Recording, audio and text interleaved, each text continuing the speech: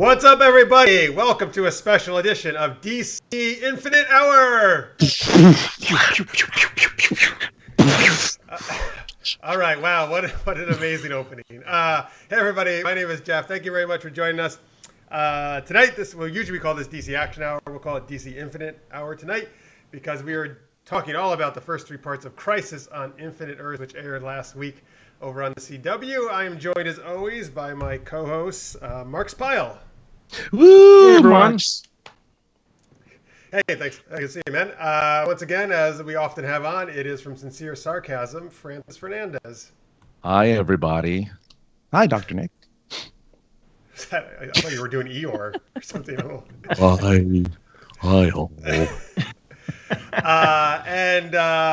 I'm very happy. This is our first appearance on our show, but she talks about this stuff all the time because she's one of the hosts of Tomorrow's Legends, which talks all about the legends of tomorrow. It is Jess Combs. Hi. Hey. Hi, everybody. Thanks for being here. Thanks for having me. Mm-hmm. All right, of course. All right, folks. So we're gonna lots of stuff to talk about with Crisis, of course. Very, very much anticipated crossover. But we like to do on this show, before we get into all the nitty-gritty of that, we like to do what we call a super tweet question, which is kind of a fun question themed to what's going on in the Arrowverse. And, of course, if you're in the chat, we would love to hear from you as well. I already see Raisa, Lister's Mate, and Carrie are there. Oh, hey, Carrie. That's right. Carrie watches Tomorrow's Legends because he just said, hey, Harley, which is what Jess goes by on the show. Yes. Oh, yeah. Hello, Harley. Mm. All right, hey, thanks for watching, Carrie and everybody. All right, so here's a super tweet question. So my favorite part actually was all the amazing cameos and guest stars that were on Crisis. But was there any cameo like you really wish was in there that they did not include? Marx, anybody you would have loved to see? You know, I would have liked to have seen. I think it would have been interesting to see the actor who played Green Arrow in Smallville. Yes. Have those two Green Arrows meet. That'd be kind of funny. Oh, yeah. I mean, all the Supermen are meeting. He's too busy on This Is Life, though.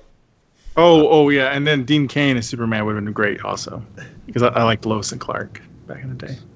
Yeah, but he's already Kara's dad. That's going to be weird. It's multiverse. It doesn't matter. Oh, that's true. I guess John Wesley Shipp plays like a million roles. That's true. They all play like a million roles. Yeah, that's true. Right. All right, nice choices. Jess, what about you? Oh, goodness. I don't know if there's anything I necessarily felt was lacking. I don't have like a crazy like backlog of lore, so I kind of liked what they did with it. I thought the Titans one was pretty cool, so I think if they hadn't done that, that would have been one I had wanted to see. But so I thought that was kind of cool, even though it was a very brief cameo. Did I miss the Titans one? I missed the Titans one then. It's real quick. If you see Robin, it's super quick. Oh, yeah. I think it was like literally stock footage. It's Robin and Hawk, and it's like red skies. That's it. It's footage from one of the episodes. All right. Yeah. Now Doom Patrol would have been great too, but yeah, that would have been awesome. Yeah. Well, there's still episodes. Raisa in the chat says Supergirl had Helen Slater, who of course is in the show, but as Supergirl, she says would have been cool to see in the crossover. Oh, that would have been cool. Yeah. I'm just gonna change my answer right now because I just thought of it. And Marx, this will be right up your alley because you love Martian Manhunter. I think seeing Carl Lumbly as a alternate Martian Manhunter would have been actually cool. Oh yeah, that would have been cool. Who he played, of course, in Justice League animated series. Yeah, I like that. That would have been good. And then they should have grabbed that Martian Manhunter from Smallville too, and just have a Martian Manhunter team. That's right. I also would. I mean, we got to hear her, but I would have really loved to have seen Dina Meyer as Oracle from Birds of Prey as well. That would have been super cool. Yeah. Was that her voice? Yeah. Well, I checked online. It's apparently yes, it wasn't her voice. Okay. I mean, that was a very brief, obviously, Birds of Prey thing, but I still enjoyed seeing that version of Huntress. Yeah, that's my favorite version to date. I just want to see a version appear again. It's fine. I dug the one in Arrow, though. I dug that Huntress that we never got to see again. And then we never got to see her again. I know. She may or may not be dead also. We don't know. We just saw her mask. Never clarified. In the chat again, folks, feel free to put your choices in for any other cameos you want to see. What about you, Francis?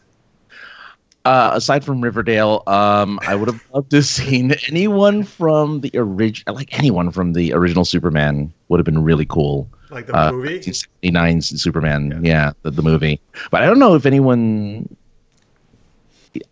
would. Like, is Gene Hackman still alive? Gene Hackman's alive? Right. Okay. I don't know. Wow. Wait, how cool have you been seeing Gene Hackman then there or something? Or at least, one of the other films that, just I guess wasn't represented would have been really fun to see. Or any of the, like, just Ben Affleck just walking across the screen would have been fun. Yeah, you wanted to see Nuclear Man from Superman 4 appear, didn't you? Yes. Well, I guess we got John Cryer, who was in Superman 4. Yeah. So we kind of got someone from the original Superman, but I don't think he talked about that on the Aftermath show. I don't know if you guys saw that or not. I missed it. Nice. All right. Cool. Yeah. Good choices, everybody. But they did really work in a lot of people. It was very impressive how many people they worked in. Not enough. You're never satisfied, Francis. I know. They put in a lot. So actually, I was just thinking of this, and Carrie Johnson in the chat says, I was hoping Michael Rosenbaum was sandbagging us and showed up. I do wonder if his Lex had shown up, would he have interacted with Cryer? If you don't know, folks, they did offer Michael Rosenbaum, who played Lex in Smallville, to be in part of it, but he declined. Mainly, at least for his tweet, I saw that he said they basically told him, hey, just show up now. We can't tell you what you're doing or what anything's going on. And so he wanted to know a little bit more about what was happening. I would think so. I'm surprised they didn't say anything. Hmm? I'm surprised they didn't tell him what it was for. Yeah, I mean, that's not an unreasonable request to know a little bit about what your character is going to be doing. Well, they probably didn't know. It's probably based around who they got. That's possible. Yeah, because what if you didn't get him and you had him script? Like, oh, now we're just got to rewrite the script. I wonder if he would have just taken Cryer's place in that scene, the Smallville scene. That would have been nice. Yeah. I don't know. Unless they're like buddies now. The president's like hanging out on the farm with them. And they made up. Oh, right. Right. Do you think he even would have had that big of a role, though, if they had gotten him to come back? I mean, I know... That would have been really small. You're right. Yeah, because all the cameos have been really small. And to my understanding, it was because there wasn't a lot of money or, in some cases, like no money involved in it. So... Yeah, like some of them were doing it for free. Essentially, I mean, wasn't that the other deal with Rosenbaum? They basically were like, "Hey, we don't know what you're going to be doing, when you're going to be doing it, or if we're really going to pay you," kind of deal. So, I don't know. I could be wrong on that. But it'll be really cool. Yeah, I mean, kind of. That's kind of what the pitch sounded like. So I don't know. I doubt he would have like replaced Cryer's Lex. It probably would have been more of like a cameo, like worked into the Smallville Earth. Yeah, like we would have seen the president. Yeah. You're right. I mean, actually, honestly, I could see people doing it just because it is goddamn cool. He would just, after he left, Tom Welling's Superman would just like call him up and go, Lex, you'll never believe this. You see him pick up the phone. in a perfect world, right? And then just like, he always just strolled into the Lex Manor and nobody stopped him. He just strolls into the White House and no Secret Service stops him into the Oval Office. Hey, Lex, what's up? They're besties. What do you want? So nobody has the Superman role in their version of Smallville then, right? Because he gave up his powers, so there's no one who has that role. No, I mean, there was Supergirl was in Smallville at some point. Yeah, there was. Yeah. There's other heroes too. Yeah, they kept expanding heroes the more they went on that show.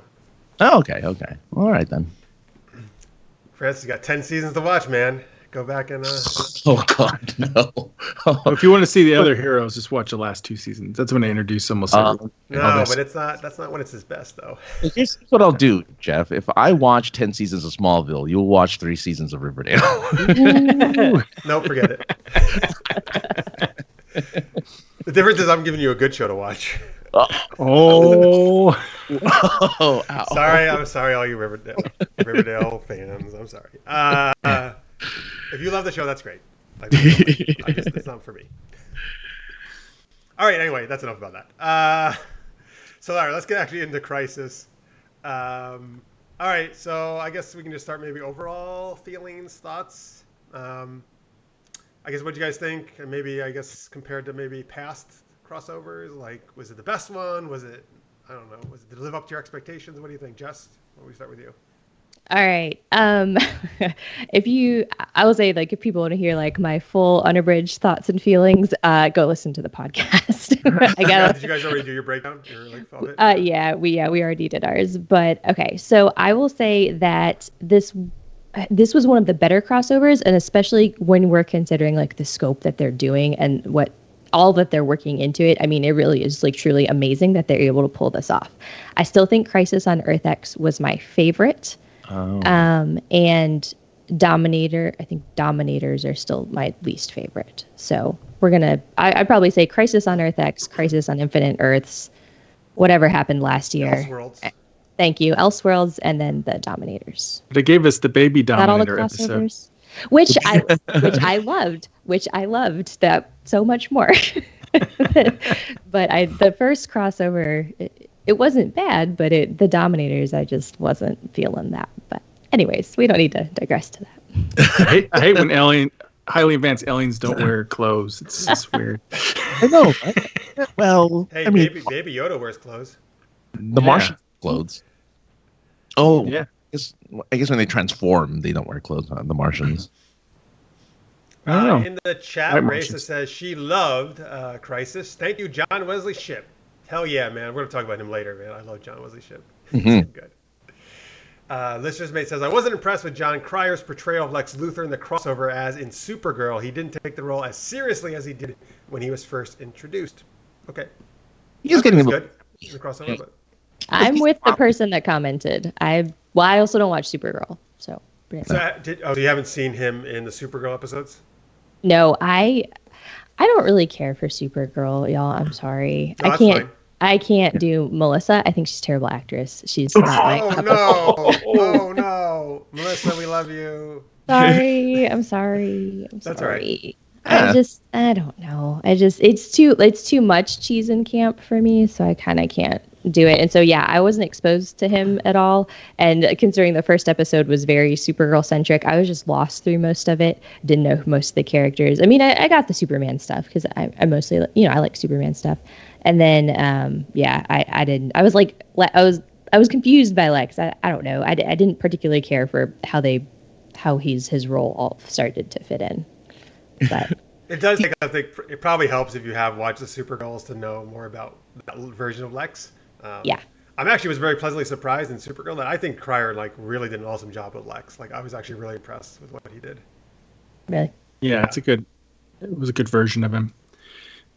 He was supposed to have died, but then Monitor saved him, so everybody thought he was dead. Mm-hmm. I gathered as much from some dialogue. And Lena, his sister, thought she killed him. And then she hated Supergirl for it. Whatever. That's not why well, there's a whole bunch of other reasons why she hated Supergirl. Yeah. We won't get into all that.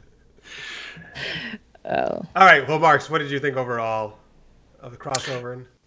Yeah, I think overall it's one of the better ones. It's definitely fantastic for all the appearances that we're getting, and what we'll talk about, the bookend to the Flash 1990 series and stuff too. But it is kind of chaotic. Although the original comic books series was extremely chaotic. I read it over the weekend to freshen my memory, and I'm like, whoa, this is just pure chaos. They fight the anti-monitor like 4 times or something like that, and they're like, we beat him, no we didn't, we beat him, no we didn't. But luckily they're not doing that many story beats in this one. But yeah, I don't know. It's definitely the most ambitious one, and I've really enjoyed it. And but there've been a few others that were a little bit more tightly, with just more of central cast that had nice, strong storyline. But we haven't seen the last 2 episodes, so Yeah. I'm with you. I've actually been disappointed by a lot of the crossovers. This one I think is by far for me the best one. I thought part 1 was actually kind of a little weak. Yes. It reminded me of the Dominators one that you mentioned, Jess, actually, which I could not stand that crossover really. And I was like, oh, they're basically just beating up a bunch of Dominators that are wraiths. and this is super boring, and please stop it and move on. I was with you, 100%. So And those shadow demons didn't have clothes either. So what's up with that? they don't like naked people, man. But once it got to part two and three, I think were really good. I think they really got rolling there. I think it got really interesting. It's a really nice. That's when we really started to see a lot of the awesome cameos, some extended, not really cameos even, but like with the Smallville and with Kevin Conroy, I think some really extended scenes which were nice, which were really awesome. So yeah, overall, I really dug it. It's definitely Elseworlds had been my favorite. This is definitely much better than that one for me though. Francis, what do you think? Yeah, I mean, this is their Infinity War, right? Like, this is kind of their big, gigantic storyline. And the lead up to it was pretty good. I think the issue is that with every crossover, you have to assume that not everyone's watching all the shows. So you have to kind of bring them in a way that's understandable, and you want to care about the characters. And it's not always easy to do that. So, I think they really need to extend this. I really wish they'd have more time to extend these crossovers, but I guess I understand why they wouldn't. But overall, though, I mean, yeah, I'm having a good time with it. I'm really curious what they're going to do with the with Oliver and the Arrow storyline and how they're going to finish that off. But I can't say that I'm not enjoying it. Is it my favorite? I'm not sure yet. I mean, I need to see the whole thing first, or I can say it's my favorite. That's fair. Yeah, so far so good. Let me share some people's thoughts in the chat. First off, Raisa says there will be a Monitor backstory in the Arrow episode in January. Okay, cool. Okay. She said she loved the crossover, but she hopes future ones are smaller. I agree. I've always said, actually, that I enjoy the most when just like one or two characters go over to another show and they just do these really small things. That's what I've always enjoyed the most. Particularly when it was just Flash and Arrow, and like one or two characters would just cross over. Carrie says, I love the ambition of this crossover, but it is a bit disjointed. I need to rewatch it. I wish I knew more about the Anti-Monitor and Monitor connection. Yeah, they just throw them in there. It's like, hey, here are the guys. Enjoy. Yeah. It is tough because you don't know the motivation of the bad guy, so it's kind of hard to like understand, that character until you learn something about him. He's just this faceless figure. Like with Thanos, for example, we're comparing to Infinity War. We knew Thanos's motivation going in and made us, it gave him more depth and we cared more. I do love, though, because on this show, I think I've said like how ridiculous I think the Anti-Monitor name is, and a lot of comic book names, obviously. But I love that Cisco kept making fun of it. I was like, thank you for recognizing how ridiculous it is.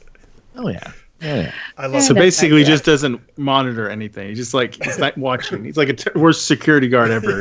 He's always looking away. He can't look at anything. I mean, we don't even really know the Monitor's intentions, really. Like, there's been a lot of double speak and whatever with the shows leading up to the crossover. So, who knows what's really going on? They just made this whole thing. I was like, hey, they're really on a reality TV show. Yeah. Well, they spent like Arrow, like you said, like leading up to it, trying to make us think that maybe we shouldn't really be trusting the Monitor, but there was hardly any mention of the Anti-Monitor. I mean, there was some, but it's just, so it's very kind of confusing. It's like, okay, is he good? Is he bad? Who's really good? Who's really bad? It's just kind of all over the place. Yeah. He the same person? No. I mean, that thought crossed my mind for a minute. Yeah, it's yeah, I agree with you. Whenever they were like, why don't you just tell us, who the threat is? He's like, well, if I tell you the threat, then you won't be prepared for anything. So it's like, wait a minute, so you don't know anything, so you prepare for it? I don't think that's how that works. Definitely not how that works. In the chat, Raisa says that Monitor backstory episode of Arrow is going to be co-written by Wolfman, who wrote the original Crisis. Cool. Okay, I'm excited to see that. Let's see here. Oh, Lister's Mate says, yeah, we're going to talk about this, actually probably in a minute. I remember Mark saying something about Oliver might be becoming the Spectre. I think that's where they're going with this character. Yeah, they definitely did that. I was surprised they did that so early in the crossover, actually. Yeah, I was really shocked that he died in the first episode. I know, right? I'm still bitter. And it was a little becoming the Spectre. Look, it's like a whole thing. I'm not a fan. We can get into this in a second. Actually, We can get into it now. Let's get it if right you now want because that me was the to. next thing on the list. Is talk about Oliver's story in this crossover. Yeah. So go ahead. All right. If you would like to hear my full rant, I'm again going to refer you to my podcast and try to keep this brief. But in short, I was very unhappy that they killed him very early on and completely rushed his death scene. I have been with Arrow from day one, completely invested, so invested in this character. I didn't even shed a tear. Not one tear. Not one tear. I cried more at the season finale last year than I cried at his quote unquote death. And now he's the Spectre. I'm over. I can't. So They both have green hoods, so I mean, he's destined.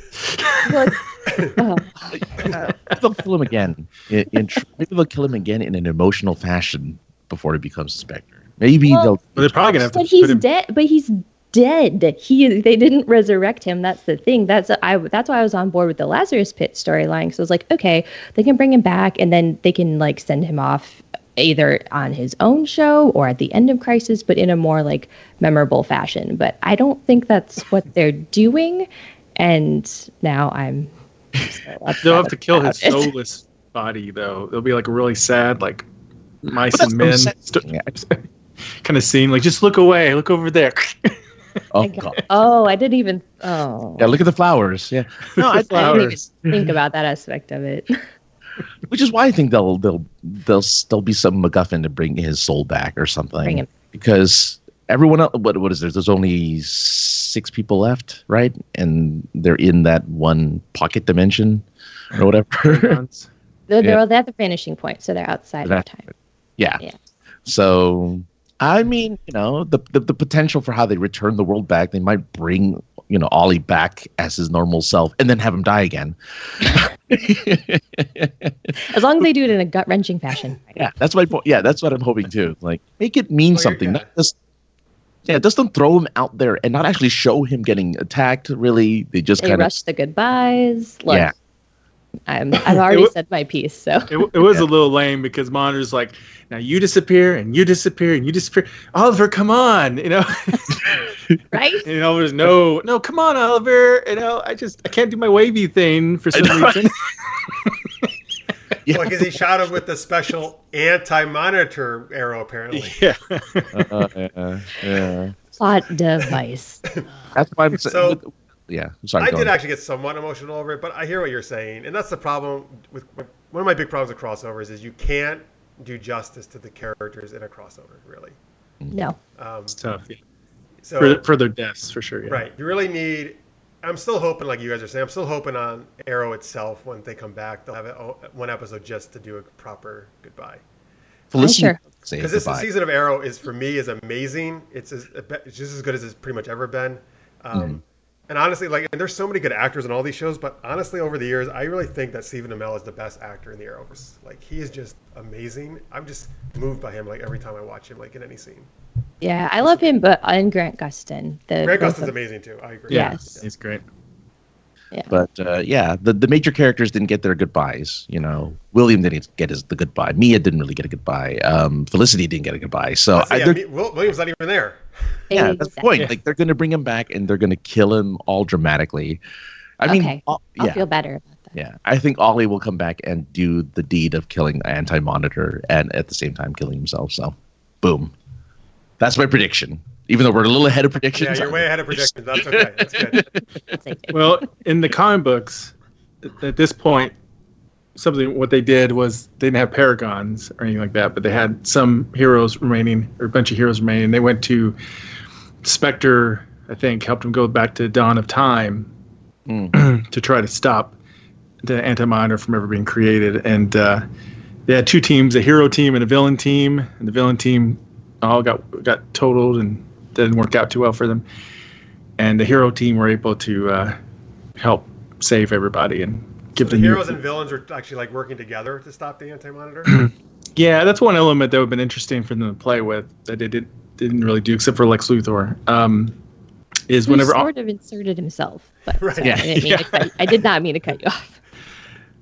in the comic books, Monitor gathered up a bunch of heroes and villains, and at first they were kind of I don't want to say B team, because Firestorm had his own title, but there was no Superman or Batman at first. And they were the ones trying to guard the towers. That didn't work out too well. Then they brought in other heroes and stuff. And then eventually there's this whole convoluted thing where like Earth 1, Earth 2, or like when Harbinger kills Monitor because she's taken over by Anti-Monitor. So that still happens, like in the show. In the comic book, Monitor knew that was going to happen, and so at the last minute he like drew Earth 1, Earth 2 into himself, into some netherworld, and then they were merging together. So it had all these weird crossovers between time and space and stuff with those two. And they had to stabilize it and stop it, or otherwise, once they fully merged, it would have been destroyed. And then there were still 3 Earths left, and including Shazam, Earth, Earth X, and Earth 4, which was the Blue Beetle and all those guys. And so it was a complex. There's like multiple steps. Probably just because they could have all these. I mean, it lasted like a year, right? It was 12 issues. So Yeah, it was. I just thought of something. I would pay them money if Zach Levi would appear. Just saying. Oh Wouldn't it my be great? God, that would have been a cameo. You're right. I can't believe I didn't think of that. 'Cause I love him. I love Me Mr. Zam. too. And I feel like he's someone who's a big enough fan that if he probably would have done it if it was a small. Totally would have done it. Totally would have done it. Oh my God, I can't. You're brilliant, Jess. That's great. Well, if someone hadn't just brought up Shazam, I would not have come to that conclusion. Carrie Johnson makes a good point here in the chat. I thought Sarah's goodbye to 2046 Ollie was more poignant than Ollie's death scene. It actually was. That actually was a really nice, well done scene. It was. Yeah, I really enjoyed that. Yeah. And I liked the callback. That was another good, pretty much anything, all the Legend stuff I was really, really excited about in this It's the best show in the of the yeah, for sure. Yeah.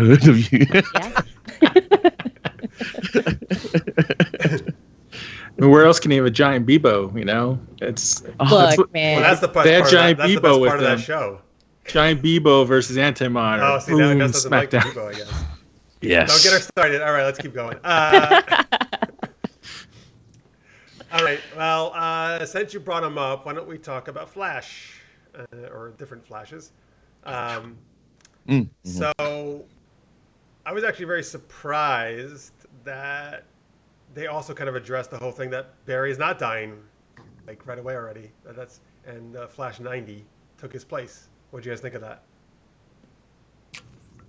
I loved it. You loved it? Yeah. I did. I mean, I don't want to say that it was like the most obvious choice, but I think it was a very, very, very good choice. And it was one that I heard not a lot of people, I heard some people like predicting, like as a theory. So while I wasn't surprised by it, it was still very, very, very satisfying.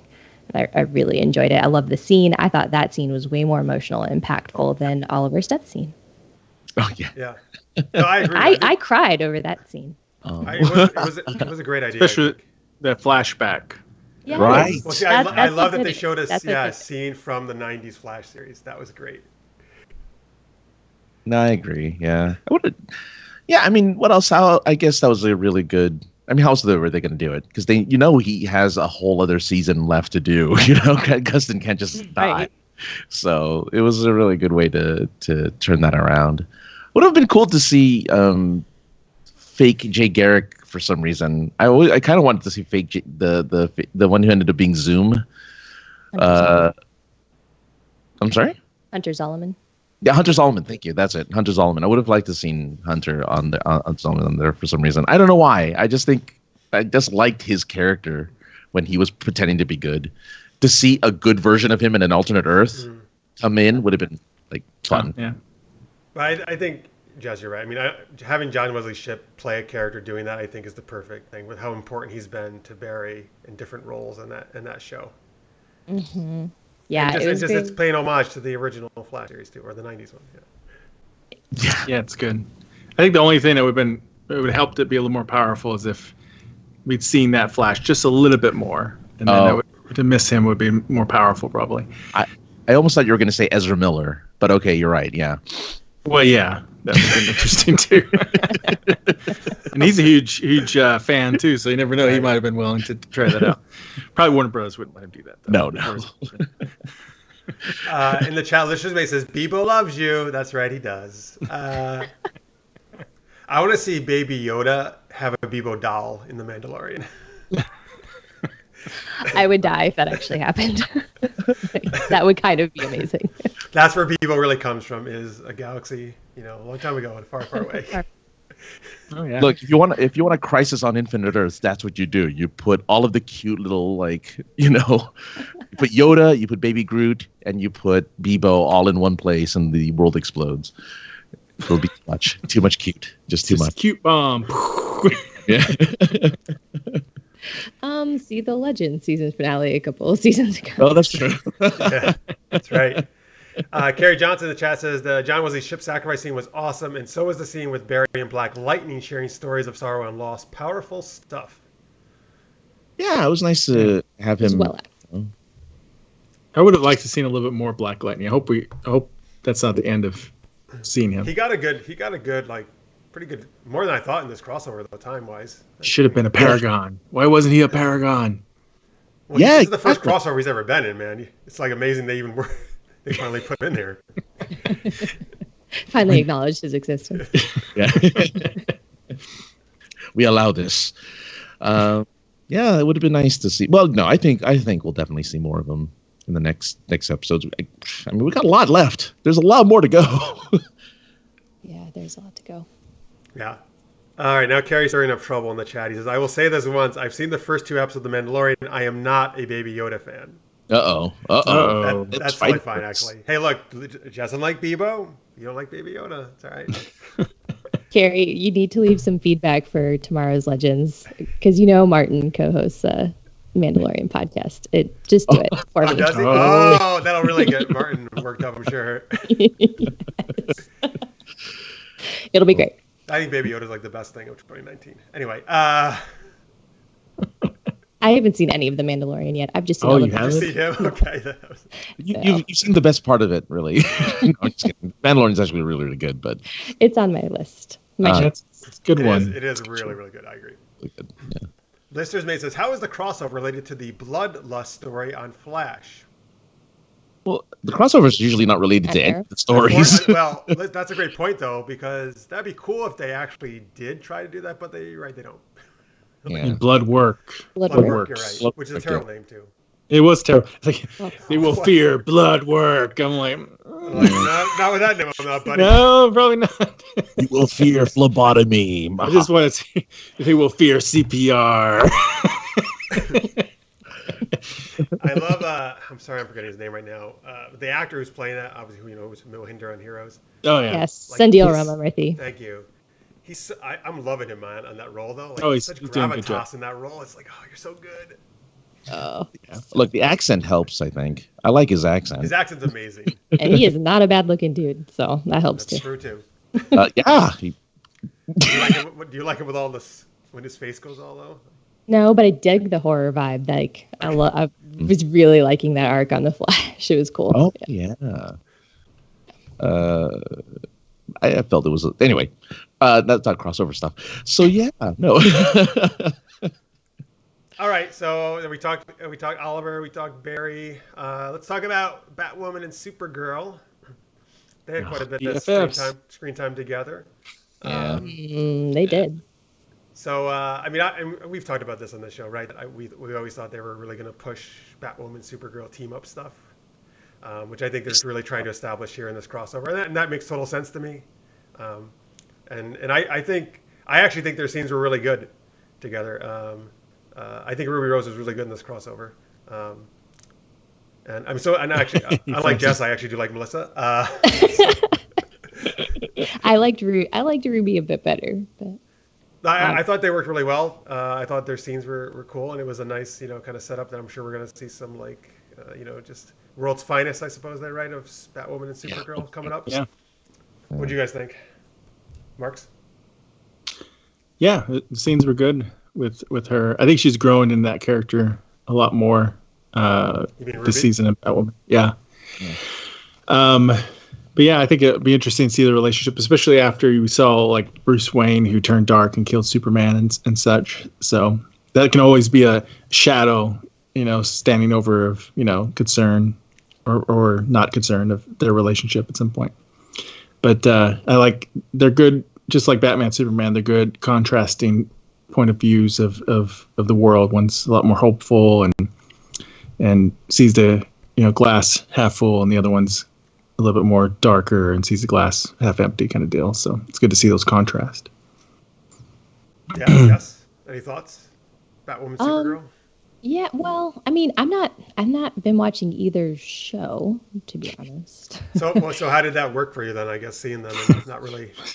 Yeah, well, I will say that I don't think the scenes were maybe as impactful as they should have been, especially not the very first Crisis episode. But as they kind of brought the story along and I was able to kind of like follow where they were going with everything, I liked more of their scenes together in like the later episodes. I think there's one particular one in episode, is it the third episode where she gives the Krypton back? I really liked that scene. And I know I'm not a huge fan of either one, but I'm not watching like either show. But for me personally, I think I did just prefer Ruby's acting and that, but I also prefer that character. I like the dark, the ominous Batman. I mean, I go by Harley Quinn for a reason. But then, as opposed to, but I like Superman too, but I don't know, I just don't gravitate towards the light. Cheesy. I'd be curious to see what you think of Alice on Batwoman. I should probably watch Batwoman, but I watched the pilot and that was about as far as I got. I heard it got better, so. Yeah. Francis, any thoughts? I'm not gonna lie, I almost forgot they were on the show. Come on. No, Dude, they have a lot of screen time. They do have a lot of screen I was time. thinking of Kevin Conroy. I really wish he was the Paragon. That would have been amazing if he stayed on. But I understand why they didn't, keep him around. I completely understand. But I don't know why. I did yes, they did have some pretty meaty sections. When you guys started talking about it, it started coming back to me. I'm like, oh yeah, they had that exchange and the whole, they're going to play off each other and they're going to be each other's strengths and whatnot. And I thought that, that works pretty well. I don't know if I didn't realize that Batwoman was from Earth 1. Yeah. That was new to me. I thought she was on the Earth with Kara. I thought they were on the same Earth, but I don't know why I didn't know that Bat was on Earth 1 and why she just never interacts with the rest of Earth 1. It's like, I feel they could have made that. They could have done a better job establishing that. Yeah. They've done a lot more Gotham name drops in this past season of Arrow, and last season, before Batwoman got started, they were doing a lot of name drops on The Flash. So we had the Gotham City jitters, and there's a lot more like nods and mentions of Gotham, and I think even a mention of Bruce Wayne at one point in time. I don't remember on which show. But yeah, I think Arrow. Oliver mentions Bruce Wayne, I think, at one point. When he's mayor. Yes, that was it. Yeah. Folks, we're gonna. Well, you know what? Also, but the Supergirl and Batwoman, I guess, don't also in this crossover have is like deep storylines, I suppose, in terms of like they're supposed to die, like Barry and Oliver. So yeah. So which means they will die. I'm kind of surprised they didn't play around with the idea of Supergirl dying because she, famously died in the comic books. So in the Crisis in the comics. Mm-hmm. Yeah, she died, and then the next issue. Barry Allen Flash died. Okay, there we go. I was gonna say I thought the Flash died too. Yeah, there's a bunch of other people died too. Is that where we got Wally West from after Crisis in the comics? Yeah, he was already Kid Flash, but yeah, he became. Oh, okay. At the very end of that, he decides to become Flash. So. So in the chat here, back when we were talking about Flash and Blight Lightning, I missed this when Ray said, "Yep, Cress Williams brought his A game." Yeah. Yeah. She also then Carrie said the only issue I've had with the Supergirl show portion of Crisis was they brought in the whole "woe is me, I've been betrayed, Lena, I'm so over that storyline." Raisa says, "I am too. Lena needs to get a grip." Me too. That was rough to see the whole scene between her and Alex. I was like, oh come on. I know you saved my life. I don't think we're friends. Yeah. And just anyone. Sitting here rolling my eyes like, what is happening right now? That scene in particular didn't play well. All right, so I'm going to argue the other side because I actually think that storyline makes total sense on Supergirl. I actually really like. I've always loved Lena, and I've always known they're going to go this route where she's in conflict with Kara. I think it makes total sense with all of Lena's backstory, in particular that episode they did showing her like backstory, and everything that's happened to her and how much she's been betrayed. That makes total sense. This is how she would react. That's totally in character to me, and I think it absolutely is working for me. Like it doesn't make sense for her not to act that way. It makes sense, but it's hard to be sympathetic towards her because she keeps secrets all the time. So it's that's part of the problem, I think. Is because like I get why she feels that way, but I'm also like she does. You're right. That's dude. You're doing secret stuff all the time. It's like you know. I wish Supergirl would just be like actually instead of continuously apologizing, maybe try to give her a reality check and be like, wait a minute. Yeah. Remember when you were making kryptonite secretly? Or exactly. It's a whole season of lying. I like that Kara is doing that. Like she actually does feel really bad and is working so hard to repair their friendship. Like that shows you that's what Supergirl is supposed to be like, I think. Oresa says, I don't mind conflict, I just wish different context. Yeah. I mean, look, they could certainly go too far with it. They got to be careful because I don't want it to turn into like whiny Team Arrow, like I had a big problem with, a couple seasons ago, right? Like we talked about. Yeah. Oh. Yeah. Yeah. But I also think it was it felt unnecessary for the crossover because they weren't really leading in other storylines from other shows into the crossover, just really little. And then all of a sudden we have this like 5-minute scene with her where she's not even a part of it. Like she's not really in the crossover, and they're giving this whole chunk of time to Lena, being a bit melodramatic, but that's fine. Well, no, I agree. In terms of the crossover, it probably was not necessary. Yeah. In terms of the show, I think it's working on its own, though. Supergirl, the show. In the crossover, you're right, and also like people like Jess, and I always think about like people who don't watch these. I'm like, is this making any sense whatsoever to people who don't watch?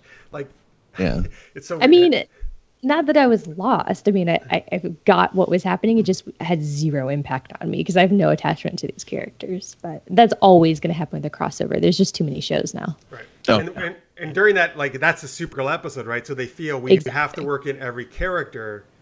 And like after like that episode, right? Alex is gone. All those none of those characters are going to appear again, probably, right? Or they didn't appear in parts 2 and 3. Yeah. I don't know. I honestly think they should just stop trying to work in every character, right? Just pick a couple. That's why Earth X is my favorite. It was one seamless storyline. Yeah. Well, yeah. Look at Batwoman, right? It was just her. You didn't get Luke. Oh, we got you got six-pack Luke. We got six-pack Luke. You got six-pack. Who, by the way, is my favorite. I mean, that's not the way he's like in real Batwoman, by the way, Jess. If you haven't seen it, well, you saw the pilot, so you know. I saw the pilot. Yeah, but I actually Luke is my favorite character on Batwoman. I really like that guy. Yeah, they need to do more with him. Yeah. So I think they will. Carrie, by the way, says it's fair that Alina's upset, but her response is over the top. She's trying to lobotomize the whole world. She is, but she's trying to make it a better place by eliminating violence. So that's why I also like that she's trying to do good in her own way. In her own evil way? But it's not evil. That's the thing. It's not like Lex. It's not like a megalomaniac who thinks by blowing up the world makes it better, right? Lex thinks he's a hero too. I know. All good villains think they're heroes. Yeah, that's true. But she's, I think, very different. She's trying to actually like just stop having people kill each other. You just control their minds. They can't do that, right? I know that's a little. Just take away free will. If you blow up the planet, they can't kill each other either. Hey, that's not what she's doing. That's where blood work comes in, right? Because blood work controls everyone. Oh, yeah. So blood work's really great then. Perfect. Brought that full circle. Yeah. Lena, blood work, Lena. There you go. Become best friends after this. Exactly. All right, let's talk cameos, guest stars. That was my favorite part of all this stuff. Even if I thought Crisis sucked, I would have been so happy just for all these cameos. I didn't think it sucked, obviously. But let's talk about the different ones and some of our favorites. So I've said this many times on the show, Smallville is one of my favorite shows. I loved last year at Elseworlds that we got this theme and we got to saw the scene in the farm, right? This year was even better. I was super looking forward to seeing Tom Welling and Erica Durance as Clark Kent and Lois Lane again. I was so glad that I actually got a full scene. It wasn't just a cameo, For me, Honestly, I don't think they could have done that any better. It was a great homage to Smallville. I felt it was really a great epilogue, like to just wrap up where those characters are all these years later. And Lois and Clark are still together, and they have kids, and they're happy. And I think it was actually brilliant to have him give up his powers, and like Lex is so confused about like why the kryptonite that was so great not affecting him. I don't know. I just loved it, man. That was my favorite part of the whole thing. Like, and mainly just because I think they just did such a good job with paying respect to Smallville. And I don't know. And I mean, I know Mark, you're a fan of it. I don't know, Jess, did you watch Smallville?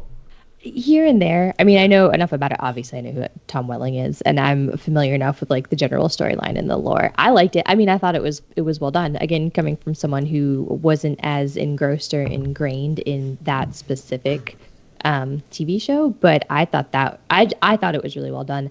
Thought it made sense. I did have to listen to a podcast to fully understand the point about him giving up his powers and why that was significant. So that he could actually like have a family. And I was like, oh, okay, I get that. So I like that even more. So I thought it was very well done. Marks, what did you think? Yeah, it was well done. I think they had one of the writers from Smallville write that scene. Oh, right? That's so good. So, I think it worked out really well. I know some people online were complaining because they wanted to see him in the Superman outfit and such. No, that's not what that show was, though. Yeah, I think for that show, it made sense to do it this way because it felt like Smallville that way, and we already had another Superman and stuff, so it didn't really it would have been overkill. We had two Supermen, so it was fine. It's probably the only way you got Tom Welling to do it. It's like, I don't want to wear a suit. Great, I don't get to wear a suit. You got me. I wear my flannel like I always wear. Yeah, so I liked that scene. I thought it was well done. Mm-hmm. Well, yeah, and you gotta. I mean, the farm that's the key of Smallville, right? You got to sit on the farm, on the Kent farm. Oh, sure, yeah. And I haven't read the comic books that take place after the show. Like they have comic books that continue the story. Yeah. And I felt like at least I don't know if it's true or not, but I read in one of the interviews, I thought the producer said that they were treating that as canon, and except I guess the farm was sold or something, so they kind of got the farm back or something for the show, but otherwise they were treating that as if that was what had happened. So now I want to read the comic books because I'm curious. I think it's only one season. Season 11, I think, is the only season. Maybe 12. I don't know. Yeah, they didn't do a lot though. I don't know. I looked on DC Universe streaming thing because I had it, and it was like 60-something issues. So. Oh really? Really? Yeah. Oh wow. Oh, that's okay. actually good. That's a good run then. Yeah. Yeah, it looked like a pretty good run. Yeah, it could have been a weekly. Yeah. Oh, nice. All right. Ray says, I love Brandon as Superman better than Superman Returns. Okay. Yes. Yeah. All right. Well, yeah. You want to get? Well, what did you guys think about? You enjoyed him as Superman? I did. I enjoyed him as Superman because we've been waiting for that for so long, I feel like. And so for me that was really, really cool to see. And I actually really particularly loved the scenes where it's Ray Palmer and then his version of Superman / Clark Kent. So I really thought that was very well done. You could tell the differences. It's a comment to his acting. I love him. So anyways. What about you guys? Any thoughts on the Brandon Roth Superman? Can we have a sequel to Superman Returns? I liked him as Superman. I liked him as Superman.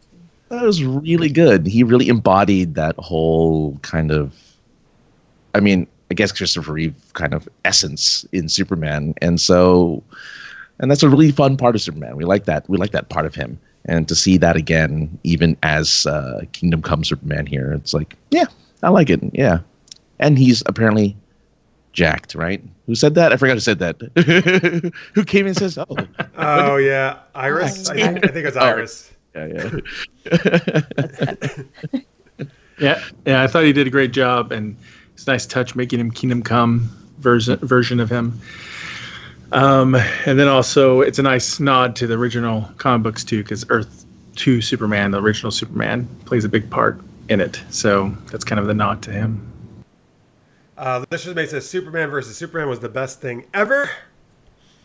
Oh, I'm glad you enjoyed it. I didn't really care for that much, honestly. It was like, this is like Man of Steel over again.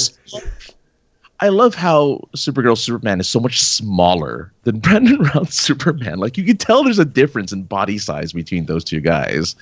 Like, the other Superman's a little puny. Yeah, he needs to lift some more weights. He does. Which is weird because he was pretty, he always seemed pretty buff when he was in Teen Wolf. He was in that show. And of course, he was shirtless quite often because MTV. Yeah. So I don't know if he. Well, maybe he's shorter. I actually think Tyler Hoechlin's in much better shape. Brandon Routh he's a big dude. Isn't he like 6'5" or something? He's just really tall. Tall. Yeah. He's a tall guy. I'm not saying Brandon Routh's out of shape, but I just Tyler Hoechlin. I mean, I think it's in really good shape. No, but I think he had a bigger chest than the other Superman. Well, they also put Patty in there. Well, yeah, because he's bigger. He's a bigger guy. Yeah. He is. I think he's just a bigger guy in general. But I just like that contrast. That's all. I was like, Tom Welling even looked like a bigger guy in his little. Tom Welling is. Well, look, Tom Welling was jacked in that show. Man. Yeah. He was always taking his shirt off in Smallville. Like, oh my God, I didn't realize he was all buffed out. Good for him. He's still stronger than Lex. It was funny. Yeah, that's what it says. Yeah. Right. By the way, so Reza corrects me. Kara said the jacked line. That's Jack okay. Lemmon. And Carrie says, I love Kingdom Come Soups. His fight with Superman was a bit rough, though. It just feels unnecessary. It's like, there's always these goofy reasons why they have to fight each other. The CGU is rough. Yeah. I wish I don't know why these shows. I wish they would stop it. Just stop doing CG, because you can always tell. Yeah. Well, they try to put it far away. They try to make you just know, like, oh, they don't have the money. But even like when they put the actors against each other, I don't know if it was like the poses, or I kind of agreed with Martin when he kind of called this out. But the choreography, combination of all of it, it did look a little cheesy and staged. Yeah. Right? Yeah, they do that sometimes. I've noticed. Yeah. They try to get these dramatic poses that I think in a comic book would look cool.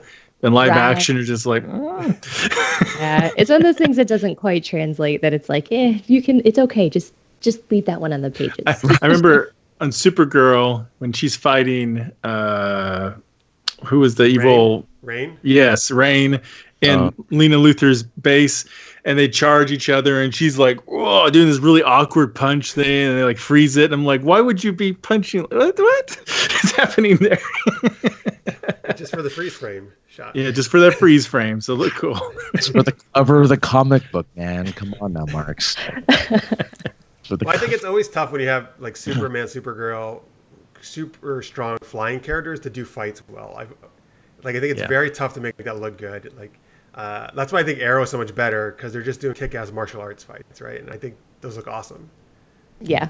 Same with Legends when they were doing just like the more of the martial arts stuff. Well, yeah, like Sarah and other people that are doing that. Yeah. Yeah, once they lost Firestorm, it got a lot more grounded with their fights and stuff. Which was nice. Last season, they just didn't do any at all. It was, Yeah, well, it's fine. They don't have to fight all the time. Yes, they did. Carrie says, in chat, it would have been more practical for the Soups fight to be hand-to-hand rather than CGI Matrix air fighting. Yeah, but they're right. They always feel like they have to go in the air because it's Superman and Supergirl. It's Superman. Yeah. I do kind of agree with that. I feel like if we had not gotten them in the air, that people would have been way more up in arms than they would have getting what like, oh, why can't I?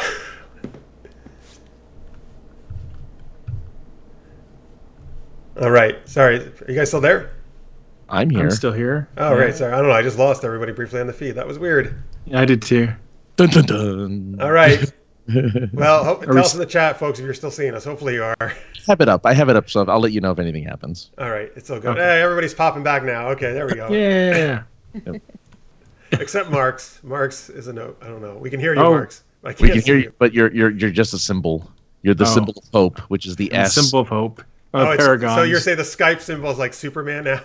Yeah. Oh, there he is. There he is. Yeah. Skype man. Oh, I see. I'm sorry. You were just really tiny on my screen. Just really tiny on the corner. Yeah. It's just. Oh, here we go. Sorry, Marx. Now I'll enlarge you, just like the Atom. That was the Atom. Well, hey, that's a nice segue. Let's talk about the new Atom. I forgot the character's name already. I'm sorry. Ryan Choi. Ryan Choi. Thank you. Which I had to read that. So he is in the comics. He's one of the Atoms, a more recent one, I guess, right? Somewhere in the 2000s, I think, is when he was created. Yep. What do you guys think about him?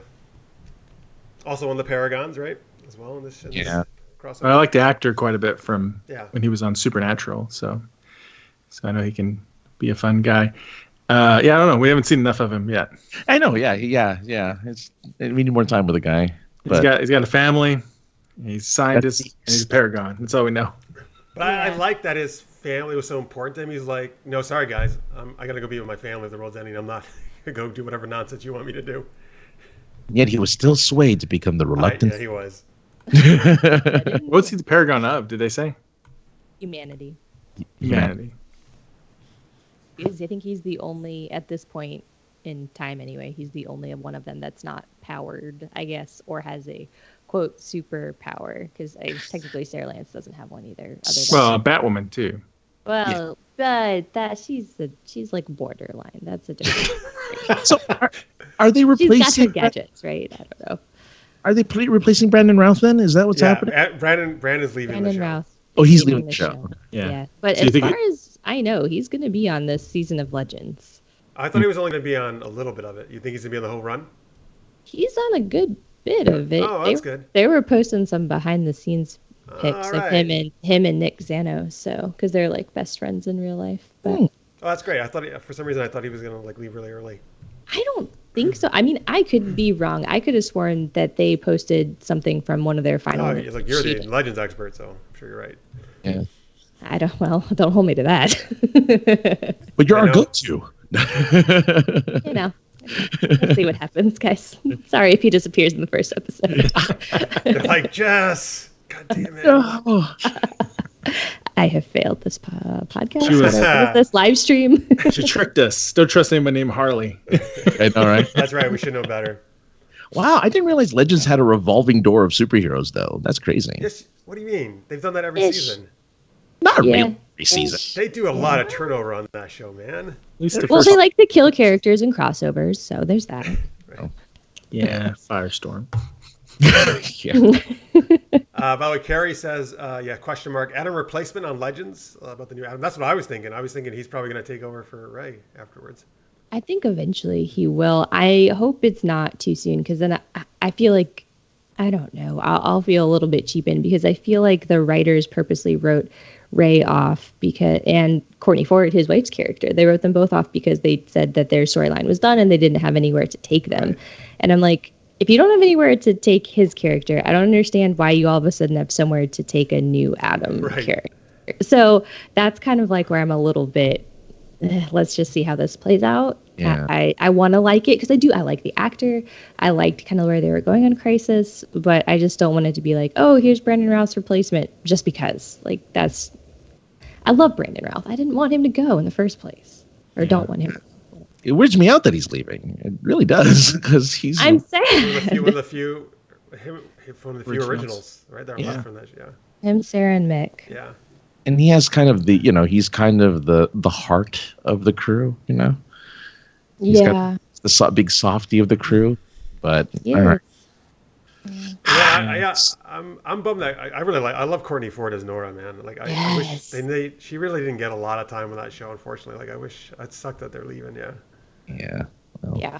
I wish they had done more with their storyline. They had so much potential. There was so much they could have done with it. They're like, oh, these characters just aren't going anywhere. I'm like, why not? I know, but you just started their relationship. How are they not?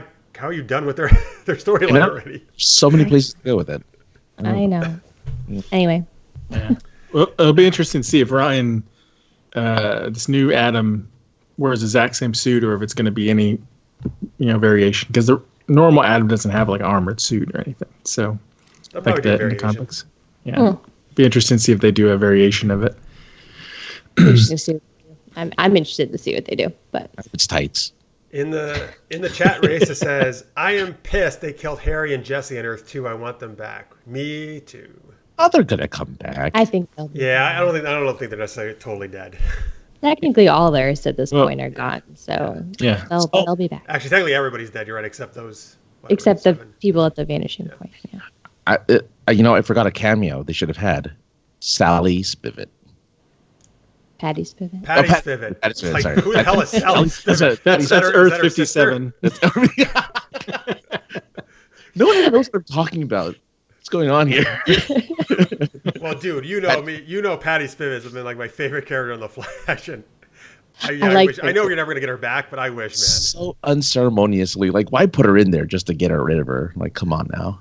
Because that's what these shows do. They come up with relationships that are gonna fail, and they just put them in. They get everybody's like to love them, and then like, haha, guys, we all know we're gonna go with Iris, so forget it. Like Gypsy was just like, hey, dies off screen or whatever, I know, right? right? Murdered. What? I wish they could have gotten the actress just for the one episode at least. Yeah, they're just gonna kill off this and make this really important character to Cisco just off screen. Like, okay, but you know who we can get back? We can get Machete back. So let's bring him back. Well, Danny Trejo will do anything. Right? So. I have to go to his taco place over here. Oh, all right, he has his own good. Yes, he has a taco restaurant out here in LA. So hey, Reyesa says she saw on Neil McDonough's Instagram that he's coming back to wrap up the North story. Oh, good. Yay! Of course, man, that guy cannot stay dead. No. No. But good. Yeah, that's fine. I love Neil McDonough. All right, well, hey, we definitely got to talk about my other favorite part of the cameos or guest stars, which is Kevin Conroy as Bruce Wayne or alternate Bruce Wayne. Did you hear the music? The animated series music was played at his when they introed his. Yeah. So they used animated series music, or it could have easily. Well, you know what? The animated series. Or was it the Batman? I thought I heard like Batman '89 music when they went to Earth '89 a little bit too, maybe. Yeah. It's very close, I think. Yeah. But they're kind of the same thing anyway. Yeah, but still, it was nice to hear the classic Batman. Well, I just love that we heard his voice first as he was coming down the stairs slowly. I was like, oh, it's so good. It's Batman. It's so good. Terry. I wish he said Terry.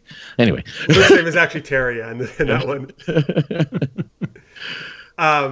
They went a totally different way with his character than I thought they were going to do it. Oh, yeah. But, dude, it was Kevin Conroy finally getting to play live action Bruce Wayne. I thought he was awesome, man. Like, I loved him. He was great. I don't know, what you guys, Marx, what'd you think? Yeah, he was great. Yeah, he said in an interview that he would love to play live action again, and he hopes he'll do Batman Beyond. I don't know why he just name dropped that, and it's like, yep, that would be awesome. Pretty please? That'd be nice. Pretty please? Love that. I thought they were gonna reference Batman Beyond in this crossover, but they really didn't do anything with it. No. Yeah, everybody thought this was going to be the Kingdom Come Batman too, and it didn't turn out to be that. So they fooled us. Oh. What did you think, Jess, of that scene and all that stuff? Yeah, I mean, I thought it was pretty good. I didn't watch a lot of the animated series, so I didn't quite. It wasn't like as impactful, but I did like those scenes because that was more of like the Batwoman centric show, and so I thought just the whole like story was really interesting, and then how they kind of like played off of it.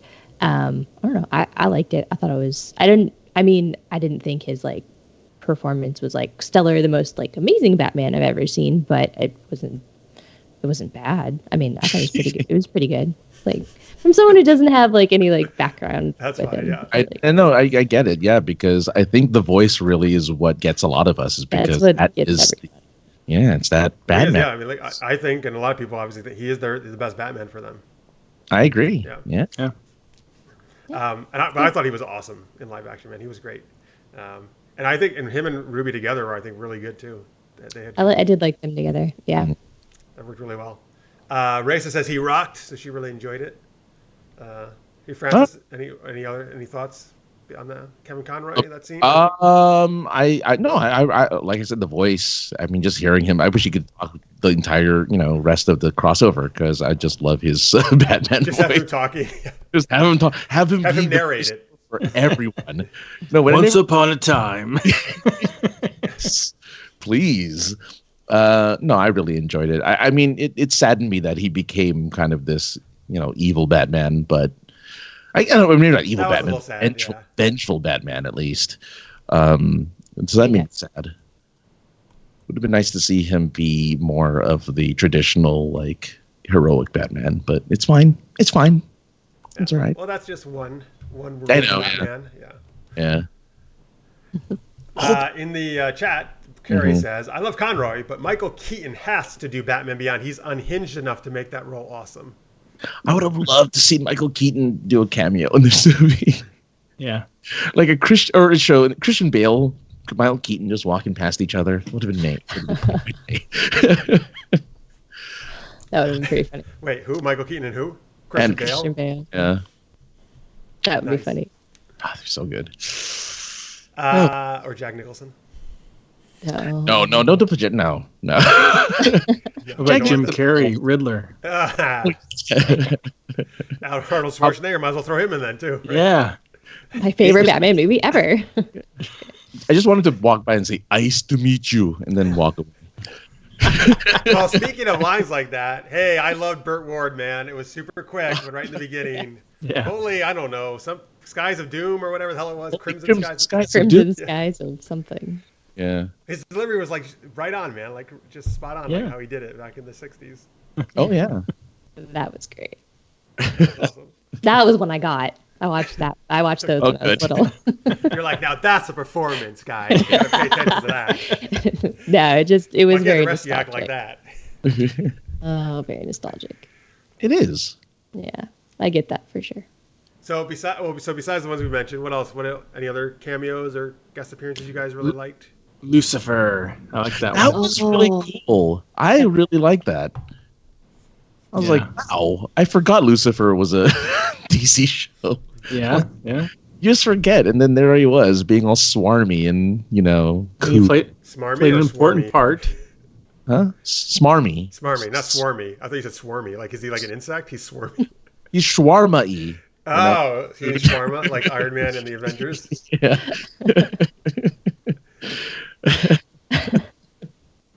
Sorry, Mark, what were you saying? Oh, he was great. He's good. Okay. All right, good. He was spot on, Lucifer, and it played an important part, at least for their little quest to bring Oliver back. So, and the actor said that he played.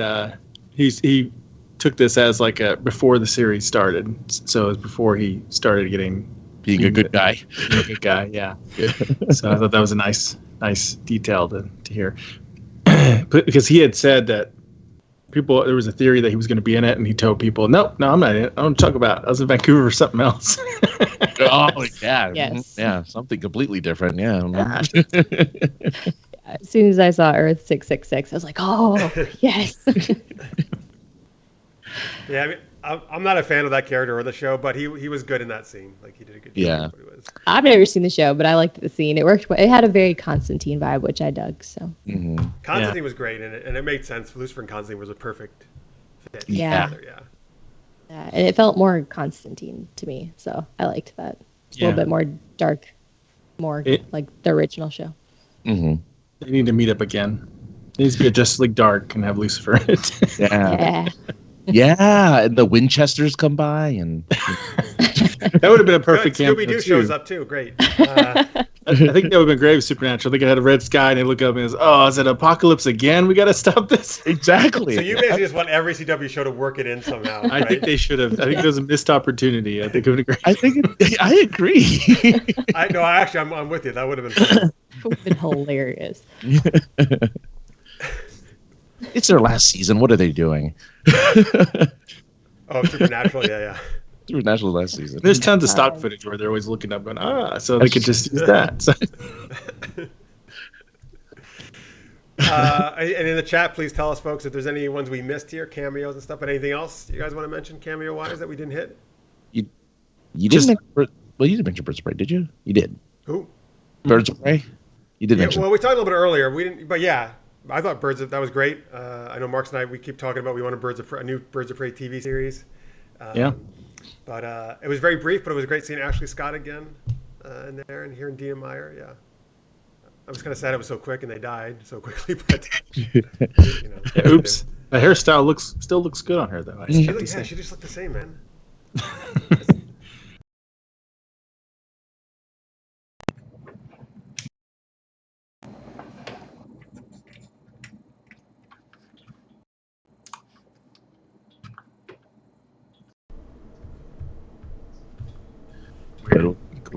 It would have worked. Yeah. Sorry, I lost the audio for a second. What would be so weird? if that Huntress met Alice, because Alice is this actress that played Canary. Canary and Birds of Prey. Yeah. It'd been interesting to see those two play off each other. Speaking of which, we were talking about Supernatural. The guy who plays Dean, Jensen Ackles, he wants to play Batman really bad. So maybe we'll see him as Batman someday. It'd be amazing. Jensen I Ackles. would love that. Yeah. For Halloween, he got one of the props people or costuming people made him a Batman costume, and so he took a bunch of pictures of it and everything. And I kind of need to see this. Yeah, so he wants to be Batman really bad. So, just saying, Batwoman, this might be a good Bruce Wayne. Just saying. Oh, well, and he was, before Supernatural, he was in Smallville. Yeah. True. Yeah. He's in season 2 of Smallville. He got killed by meteorites. It's worse death by ever. meteorites? Is that what he got killed? Yeah. It was the weirdest death ever. There's a lot of weird deaths though on that. He looks good as Batman. Yeah. Yeah. It worked. Oh, good for him. So Carrie says, because also Tom Welling is in Lucifer as well, by the way, folks. Oh, yeah. Oh, right. That's right. Carrie says it would have been really fun if Welling was in the club with Lucifer and said something like, "You hero guys again." Yeah. This is before he meets him. So he wouldn't have worked. Oh, man. That's true, Yeah. That's still fun. Who cares? It was fun, yeah. Chloe. No, I'm just kidding. Any other cameos we missed? Oh, sorry, Marx. It's too soon. Too soon. Yeah, too soon. I said Chloe would have been a funny. I got you. I'm moving past it. Okay. for a reason. So don't say it again. What? Any other cameos? Oh, I really got. Sorry, Marx. All right, fine. Let's just move on. I don't know if there's anyone else really that I can think of that would. Yeah, I don't know. Everyone was so brief, Like there was no long-term. There were no long scenes with anyone that we haven't already mentioned. Yeah. Well, it doesn't mean a long scene. Just anything you enjoyed seeing. Well, Like, in other words, that, like I said, they went to the Batman Earth 89, which is, I'm assuming, like the Batman 89 film, right? Was what they were referencing. Yeah.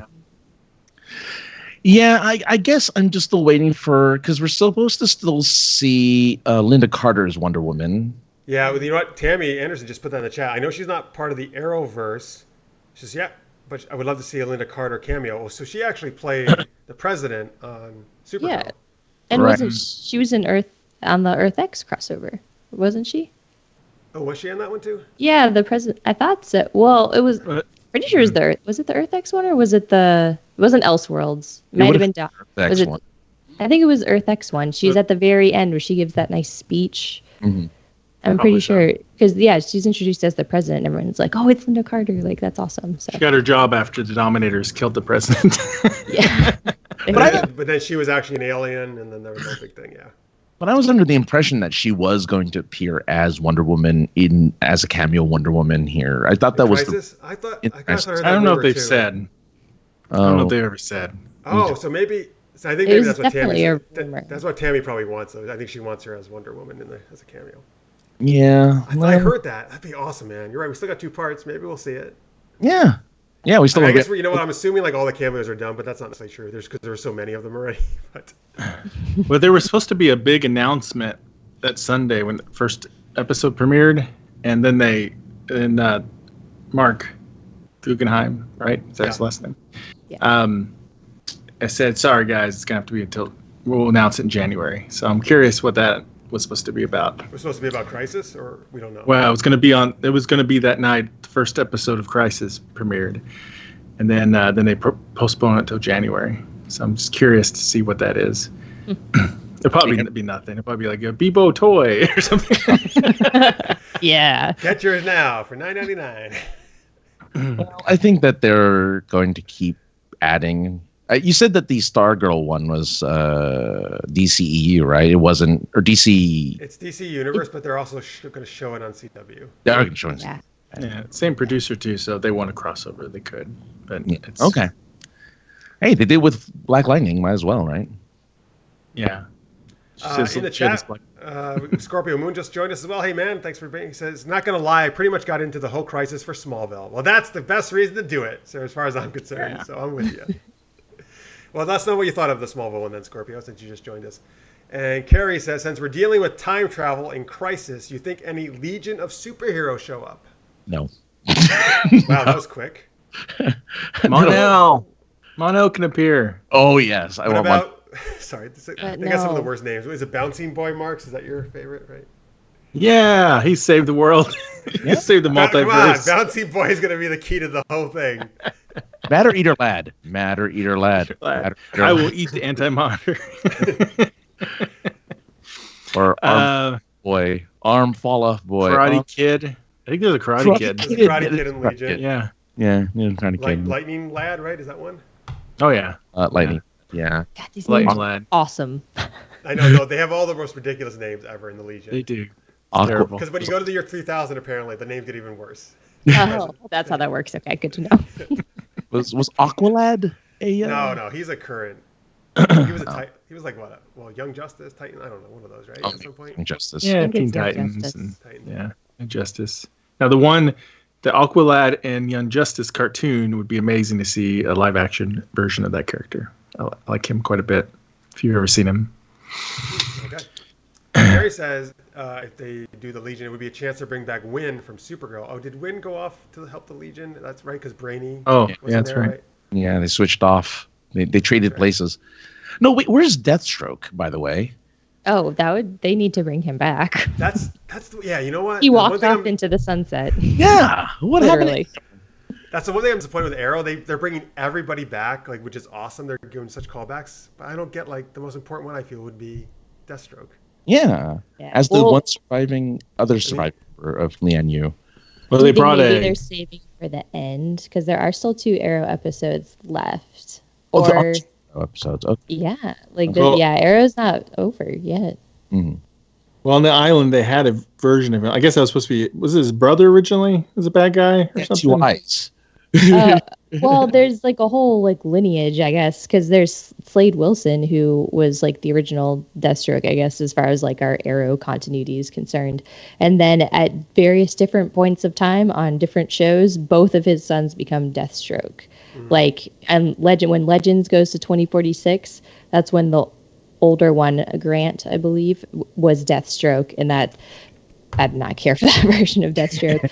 But then when they brought him back originally on Arrow last season, they had the younger son who became Deathstroke. And the actor was much better, and the story arc was much better. They just had more to work with than what they were trying to do on Legends. And then there was yet another version in Future Arrow, was there not? So there's 4 versions of Deathstroke at this point. Deathstroke. JJ. Gang. Yeah, that's right. They just need an army of Deathstrokes to well, technically, there's a future army of Deathstrokes. Yeah, bring back whatever the guy, or whatever his name is. I forget his name, but the guy, the New Zealand guy who plays Deathstroke. Manu Bennett. Yeah, Manu, he's great. He's amazing. Yeah, he's so to be back on that. He's the one we all want to see. So I do. I really do, actually. I would love to be back on that. He started Arrow. It's amazing. Yeah. Racist says Billy Wintergreen was a ghost on Lian Yu.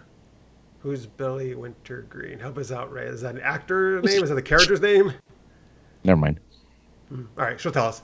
Maybe that was the other maybe that was the other Deathstroke on the island because there was a guy with the Deathstroke map. Maybe that's what she means. Okay. The goat quote goat. It was yellow though, not orange. So it was. I think it was wherever his mask originally comes from. Yeah. New Zealand Secret Service or something like that. I don't know. I'm literally making this up. They all wear that mask. Yeah.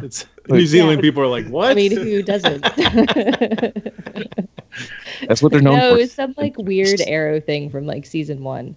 I thought that's where it came from. Yeah. In the chat, listeners mate says, "What did you think about what I said about the CW needing to do an homage to Adam West? I hope they do it in the episode with Burt Ward." Well, I think an homage to Adam West would be great, but I don't think we're going to see any more Burt Ward than what we've already seen in that first episode. Hoping not. Yeah. So, that would be unless they'll come back and then you get a little cameo again with them being happy. What a good kind of like homage would be like a POW symbol somewhere, or Right. somewhere. Like I think that'd be awesome to see, just anywhere. But yeah, Or, you know what? Or they had like when they did the Kevin Conroy stuff, they had the convertible Batmobile in the garage or something from the '60s show. oh yeah, or a bad Yeah. pole. Just show a bad pole. It's fine. Well, she looked through like she did the X-ray vision on like the library thing, which I think Oh, yeah, was it was kind an of elephant. Oh, yeah, it should have been bat poles. That's what it It should should have have been a bad pole. Yeah, That was- it should have been a bad pole with the names on the name tags on the top, like in the. Because you don't want to use the wrong pole. That's weird. Exactly. No, it's all grease, sweaty, Because you and change costumes down those you put your poles. junk on it. Jeez. Well, no, you change costumes when you go down those poles. Can you imagine Adam West and Burt Ward's costume? I think not. That's a really good skill there. You go slide down a pole while you're changing a costume. That's talent. just thinking that. I know, right? That's why they were the best Batman and Robin. That's why they're Batman and Robin. Raisa says the Billy Wintergreen ghost was a character started in season 1. Well, yeah, I mean, those characters were like the people who had the camp there or something, right? Who were imprisoning them. They brought them back. Yeah. I forgot all of those. I kind of forgot about that. I was like, oh yeah, those jerks. I remember. Were there ones that are going to shoot down a plane or something and try to cause a war? Yeah, they were the original villains, I think, the original antagonists from season 1 of Arrow on the island. The island The antagonist. island ones, yeah. Yeah, like with Yao Fei and all of that. They all came back. Shadow didn't come back. I know. Shadow did not too come bad. back. No Shadow. So sad. In the chat, Carrie says, when do we get to the speculation portion of the show? As in, what do we expect to happen to our shows post-crisis? Right now, sir. Good timing. Oh, all right. So, well, I guess first let's start with how we think Crisis will end. 2 more parts in January. Mm-hmm. What do you guys think? Jess, start with you. Oh my gosh, how it's actually going to end? I don't know. In the I'm on chat, the- let us know your thoughts in the chat too, folks. But go ahead. Yeah, I am on the fence. I can't decide if we're going to all come back into one unified universe or if they're going to try to keep a few people still separate. I can't really decide which way I want to go on that. Yeah. Well, Francis seems like he's definitely all about No, I the one agree. I universe. I'm with her. I hope you're right. What, one That universe? they come into one universe. Mhm. I think it might make things. Would it? I don't know. I guess it would I make. don't know. Things, I really don't know. I'm kind of on the fence. They could do that, and I definitely think they want Batwoman and Supergirl to be in the same Earth for sure. So they can Oh, crossovers. yeah. That one. But honestly, Well, the multiverse has been such a huge part of these shows. I have a hard time believing that they're going to end that totally. Because I don't know, like I have a really hard time saying, oh, there's only one Earth now. That's really how it's going to be for all these shows now. Well, I mean, how is Flash going to do anything? at least for these characters, it doesn't have to be for all of them, right? At least for these characters being on one Earth, minus Black Lightning, who can never be in the same Oh, Earth so as you everyone. mean like all the characters we're seeing in Crisis will be on the same Earth in the end? Yeah. Yeah, But I there mean, still could be multiverses. really, all we're missing is Supergirl, right? To be on Earth 1. And Black Lightning. Well, Black. That's never gonna happen.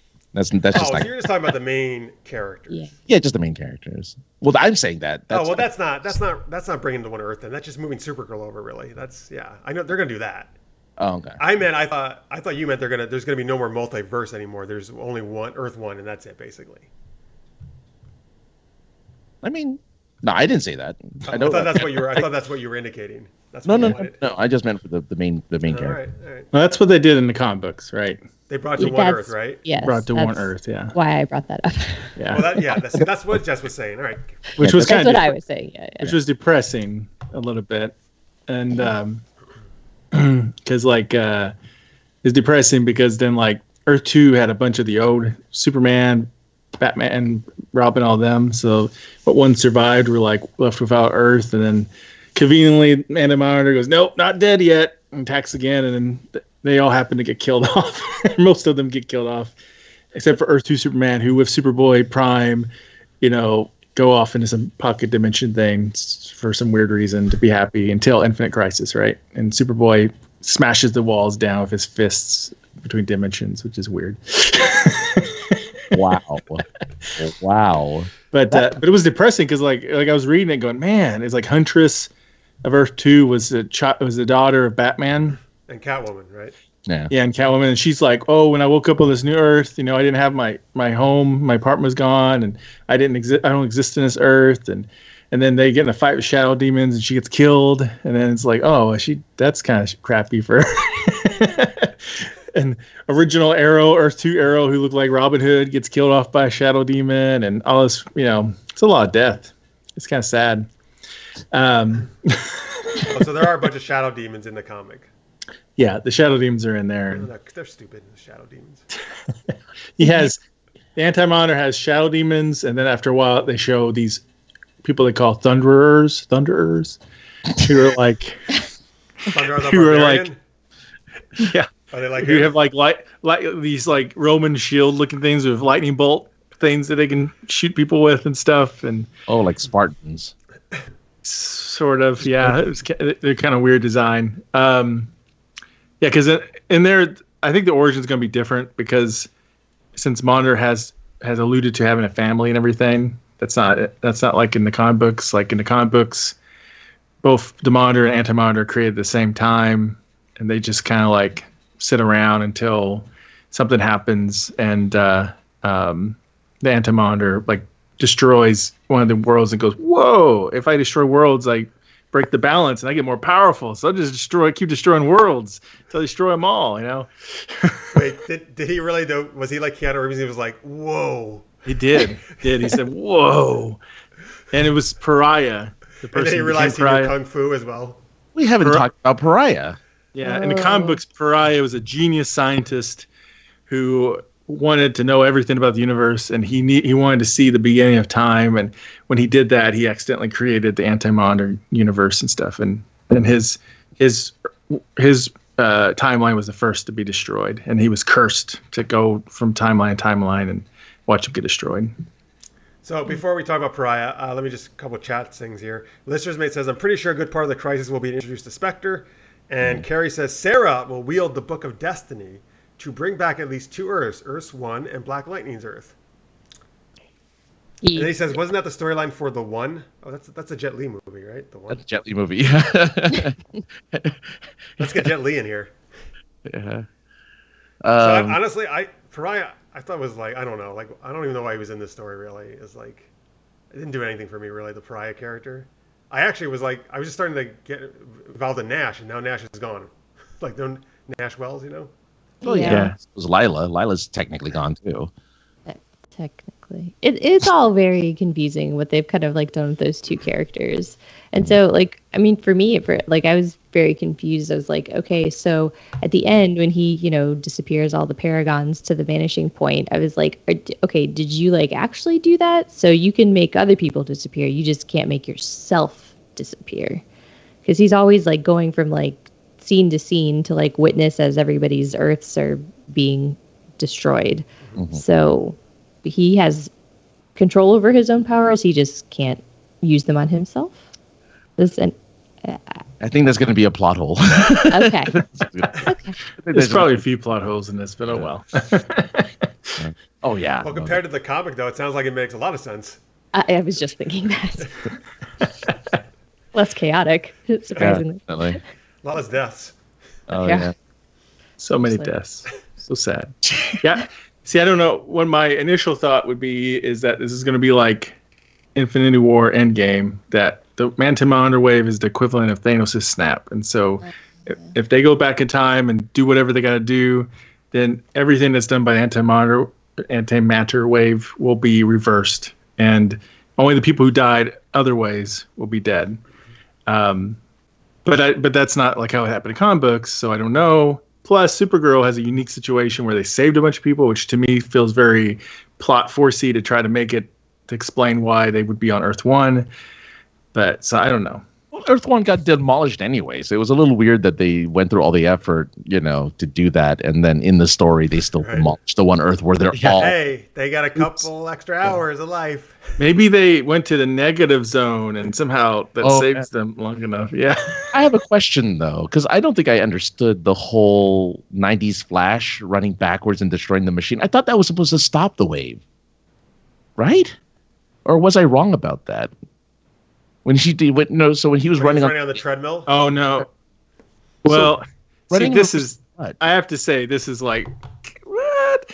They're like, I got to power this, so it powers the antimatter wave. I don't know why I keep calling it antimatter wave. It's like, I'm not looking. You're disappear now. But if I stop, then it'll do a self-destruct safety thing, whatever I'm trying to say, and it'll blow them all up at once. I'm just like, so why not just do that? Yeah, why don't you just blow them up at once if you could do that? Wait, what was That's it kind going to of blow up? weird. So the antimatter wave was going to destroy Earth one by one, but if he stopped running, it would have done it all at once. Which It would have destroyed all the Earths at once? Yeah, which is what the anti-monitor wanted to do anyway. Well, yeah, the Flash was trying to prevent that, right? Flash 90. Yeah. Oh, no, but the anti-monitor made him go there, right? Is that what you said? Yeah, the anti-monitor is making him do this, so why because it's the classic villain thing. We can't. We have to give the heroes a chance to. The laser is slowly going towards their head. James Bond, yeah. Oh, jeez. His version of a monologue. Yeah, I think they're trying to combine two parts. Like in the comic book series, there's a part where they try to stop the antimatter wave, and they do succeed in stopping it, at least long enough to save 5 of the Earths. And then the anti-monitor is like, fine, I'm going to build this antimatter cannon and blow you all up.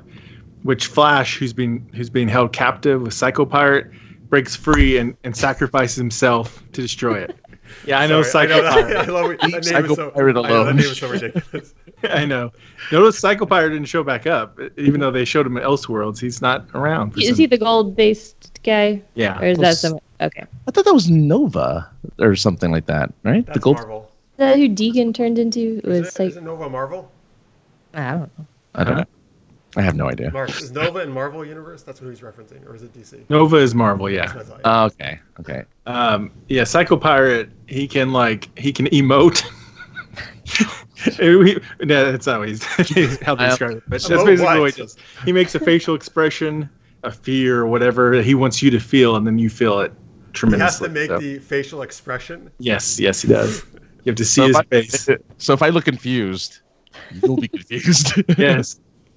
Like, because what they do in the comic books is he anti-monitor supercharges him and makes him make everybody on the other Earths super scared, so they'll run right into the antimatter wave. So I love that. I love that so much. I feel like I need to read this now. I mean, you got to remember this is 84 or 85, so different times. Wow. So what's going to happen at the end? Not that, hopefully. Psycho Pirate will show up. I honestly don't know. I mean, I don't know. Go ahead. I'm sticking with my Ollie coming back to life thing so that everyone can have everyone can mourn his death scene. I think that's Spectre, he's sort of back to life. Yeah, well, he's going to be the Spectre. It's a gray area. Yeah. So it's going to be... Oh, I see. So it's going to be like a goodbye, I am the Spectre, I must go. Goodbye, everyone. And then he, Well, have you guys seen the preview for the next episode? Or the next... Crisis? No. Nope. Okay. I'm not going to... Did it show him as Spectre? I don't know. No, not exactly. I don't know. I won't explain it. There's I don't know. Hood. How do you guys feel about spoilers? If you haven't watched the trailer, I don't want to but it's a trailer it's official trailer, right? It aired after I caught it after the episode ended. Oliver's in the Speed Force. Oh, I did see this. Yeah. Okay. He's in the Speed. Well, sure. But that might not be. That could not be exactly. Ollie though. That could be exactly. The Speed Force taking Oliver's form, instead of his mother's form. Yeah. Anyway, so I didn't know if that was interconnected with Spectre or not. Interesting. But the Spectre in the comic books plays a significant part in saving everybody's lives. Well, I think he's definitely going to do this thing too, right? Why make Oliver Spectre otherwise? Yeah. I mean, the Monitor made all this big deal about how important Oliver is, right, to the crisis. Yeah. If they can make his death meaningful, then I'll be okay. Speclicity. Come on. It just does not have the same ring. Wow. In the chat, Carrie says comic writers do the best drugs, and then I need some. Lister's mate says, so if the psycho pirate was constipated, would he make others that way too? Yes. Yes. He has to look like he's constipated, right? Does it look like it? Yeah. Yeah. It's not an emotion. That's true. A physical state.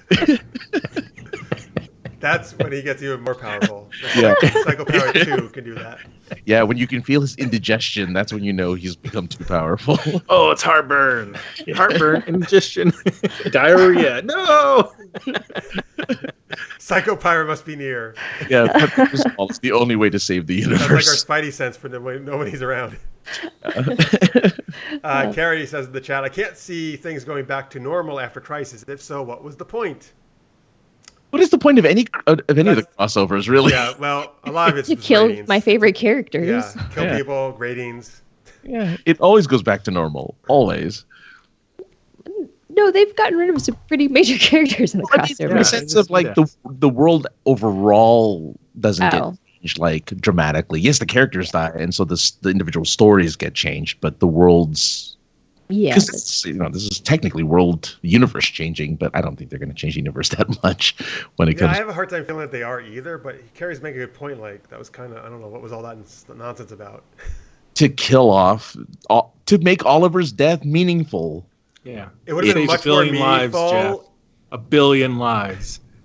Well, also, that was great, but I like how that was the exact number he knew how much he saved. So let's see. Let's calculate how many times was he still there and not listening to me. And how many lives did he save every second? Monitor just couldn't wave his hand to make him go. He shot him with that arrow, man. It was a special arrow. I'm telling you. It's a special arrow. Dispelled his power. He looked so awkward when he got shot too. You could tell the actor was like, it doesn't have a lot of mobility in that suit because he's just like, it looked really weird. Because the monitor was so shocked. Yeah. He got shot by an arrow that could hurt him. Oh. Oliver, you're messing up my plans and my predictions. Yeah, well. I think the death would have been much more meaningful if they just did it on Arrow on its own and without any crossover. Agreed. Yeah, there's gonna be a big. Yes, I hope they still do that on Arrow. They have to. Yeah. They can't do it. Don't they have at least one episode of Arrow Yes, left? two more. There's two more left. Yeah. Okay, Do two believe more. there are two, yeah. So one will probably one act. is the Crisis though, and then one is. Oh, maybe. Yeah. Because they might use one as a Because back. Arrow and Legends are the two Crisis ones that haven't aired yet. Yeah, that's true. I thought we You were think only they on have two more episode After that, you 7. think? Well, they're getting 10. I don't remember if we ended on 7 or 8. I guess I could look. Yeah, But I don't know. I feel maybe 8, but at least there's one. I think you're right. I think there's 8, so there should only be one more. Then that makes sense because the Arrow episode of Crisis hasn't aired yet. Okay, I'm on board with that. So he might not, because they might use that last episode as a backdoor pilot for the new show. No. No, Yeah. they've already done that. They've already done that repeatedly. They've spent a whole season doing that. It's never did enough. Well, it's No. going to introduce. I hate that. That is so disrespectful to Arrow. Got to use their young, new Okay. CW looking cast and make sure they emote all over the TV screen. Green Arrow and the Canaries, right? We already know. Yes, We already know know that it's coming. Yeah. The point is, I agree with Jeff. It would be completely disrespectful to Stephen Amell at the very least. Give them an episode. All those characters, Dig, Felicity, everybody, let them have their own last episode. But I think Felicity's gonna be back in the last episode. I think I heard that. Yes. Yeah. So But that's appropriate because she started it with them, or more or less. More or less, yeah. Close enough. yeah, it's a shame that she wasn't in this season. It was Yeah. sad. Well, it was. They sort of showed their hands though last season. Like, I mean, I was actually fine with her not being in this, to be honest with you. Jeff doesn't like her. Well, no, she was my favorite. You know that, right? In the beginning, and I think the writers just really messed her up. And I couldn't quite get back. In a what? She's saying What was that joke? In a great way. In a great way. So you thought she got better? No, she's All fine. right. What do I you think? didn't think she was bad though. I didn't think. No. I mean, it was all right. It was okay. Yeah. she was definitely different. I agree. They changed her. I know. That's hard when you love a character so much and it gets changed. It's always tough for me. I get that. Yeah. Oh, Raisa says one is Backdoor Canary's pilot and finale. Oh, so it's indicating she thinks there's gonna be 2 more episodes after. I don't know. Oh, okay. It should be the last Crisis episode, which they can definitely do the Backdoor Canaries thing with that as the Crisis. Jess is totally right. Even if they do have an extra episode, no, we've established all of that. We have all these characters in the show. Mia's been in it a ton. I'm actually really on board with Mia now. I think she's really growing nicely. I do like her as a character. I'm already on board with Green Arrow and the Canaries. You don't need to sell me on it, guys. I think they just need to explain why she stays. I think that's it. That doesn't need to be a backdoor pilot. That needs to be her future has been erased. We have already erased her future. They changed things on Arrow good. 2 episodes ago. We're good, man. She's here. We get it. Well, no, she just can't interact with herself or we'll explode the universe or something. Doesn't she go back in the future, though? I'm pretty sure she does. What? She can't. She doesn't have a future to go back to. They changed her future. No, they're going to keep her in the present. Okay. They have to keep her in the present. That's the only way it works. I mean, you may be right, Marx. They could go in the future. I mean, I want her to be in the present. Don't get me wrong. I think it's better in the present. But I think it's the only way it works with Laurel and Dinah. Otherwise, they'd have to age them up again. And that every works episode, so well. it'd be rough on their skin after a while. Well, it just doesn't look right. Because what they do, as you know, Jeff, because in that panel, they talked about that in the panel at DragonCon. Yes, they use that. Yeah, they use that makeup, give them those wrinkles and stuff. It's like glue in their faces, and that's glue their faces. That's right. Yeah, that'd be terrible. Roy was talking about it. Colton. Wow, that's what they did. Oh, that's terrible. It's actually so weird. I don't understand why they do it that way. Like it makes cheaper. Yeah, I was gonna say cheaper than. Come on. It's like they're not you and me, Marx. We have no money. We're no budget filmmakers. They got some money. It's not enough money. They're using it all on Riverdale and. Stop it. We'll start taking money from those shows then. Send it over to. I want to see Lucifer guest star on Sabrina. Yes. Not today, Satan. But yeah. But yes, by the way, Jess, thank you for that nice tweet during DragonCon because I know you went to the panel that I moderated. Oh, you're welcome. Cool. I was glad to see you were in the audience. Yes, I was. It was a great panel. I very much enjoyed it. Oh, good. Yeah, they were great. That was a lot of fun. Let me share some chat thoughts here. Carrie says, so did the Monitor go through all the trouble of reviving Lex and having our heroes find Kingdom Come soups just so Lex could take his place? If so, what was the point of finding that Superman? Another excellent point, Carrie. Agree. Yeah. I was so mad. That was bad. I was not happy when Lex showed up. He's like, oh, look, I wrote my name down, guys. Look. And it was just scribbled in almost like in crayon. It basically did in crayon, more or less. He's like, who are you? I don't care about you. Go away. Give me back my Brandon Routh. Thank you. Maybe Monitor knew that was going to happen. And that's, Look, I'm I don't think so. He didn't know Oliver was going to stay and save 1 billion lives and die. He doesn't really know what's going on, I don't think. Maybe he really knew. He just was pretending he didn't know. So that way they would try to save his life. And then that would get on Spectre's radar. It's he's thought way ahead, Hey, I think, again, Infinity Wars / Endgame. That's why Doctor Strange didn't say anything to anybody, because you don't want to alter the future. Yeah. Because he was being stupid. That's why. I hated that part. And stupid, what the hell is that guy's? What's his name with the headphones and the 80s mixtape? Star-Lord. Peter Quill, yeah. That's funny. I love that character until Infinity War, and they're like, you're the stupidest idiot on the freaking planet. It's very true to his character. He's very He's very impulsive. Mm-hmm. Yes. Scorpio Moon says Oliver's sacrifice was actually my favorite part. He said he wasn't leaving until he saved all he could, and the stubborn SOB stuck to his guns or arrows. Mm-hmm. Yeah, it was definitely a character. He was like the worst person though to stay there to try to hold him off. Though you know that, right? It's like you got limited amount of arrows. You can only shoot one at a time. I think Flash or Superman could probably hold him off longer. He could shoot 2 and 3 sometimes at once. Oh, yeah. He literally learned a lesson in the prior episode of Arrow that he's supposed to listen to the Monitor and not argue with his fate. And what does he do? He argues with his fate. I think it was poor writing. It was. They backed themselves into a corner. They showed their hands. And so it was just shock and awe. And I hate it when they do it for shock and awe. It's my pet peeve. Carrie knows. It's a great point. They do that all the time. It's really annoying, yeah. Mm-hmm. Even though he did say in his deathbed, right, like this is what's supposed to happen or whatever. Like they really did try to explain it off, like this is my death. It's supposed to be this way. And the monitor's like, nope, that wasn't. But okay.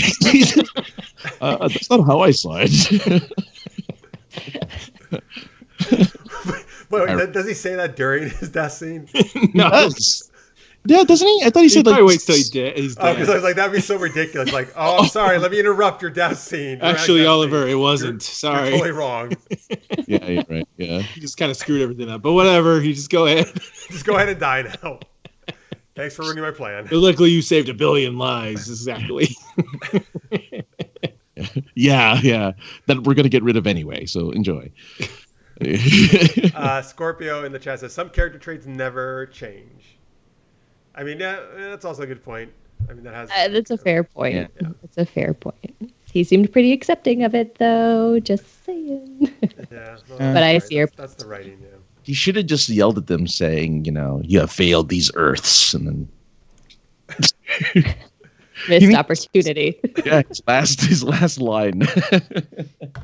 I guarantee you, one of his last lines is going to be, to whatever I had to become something else or someone else, something else. The Spectre. I guarantee. No, but he did that already. He said that.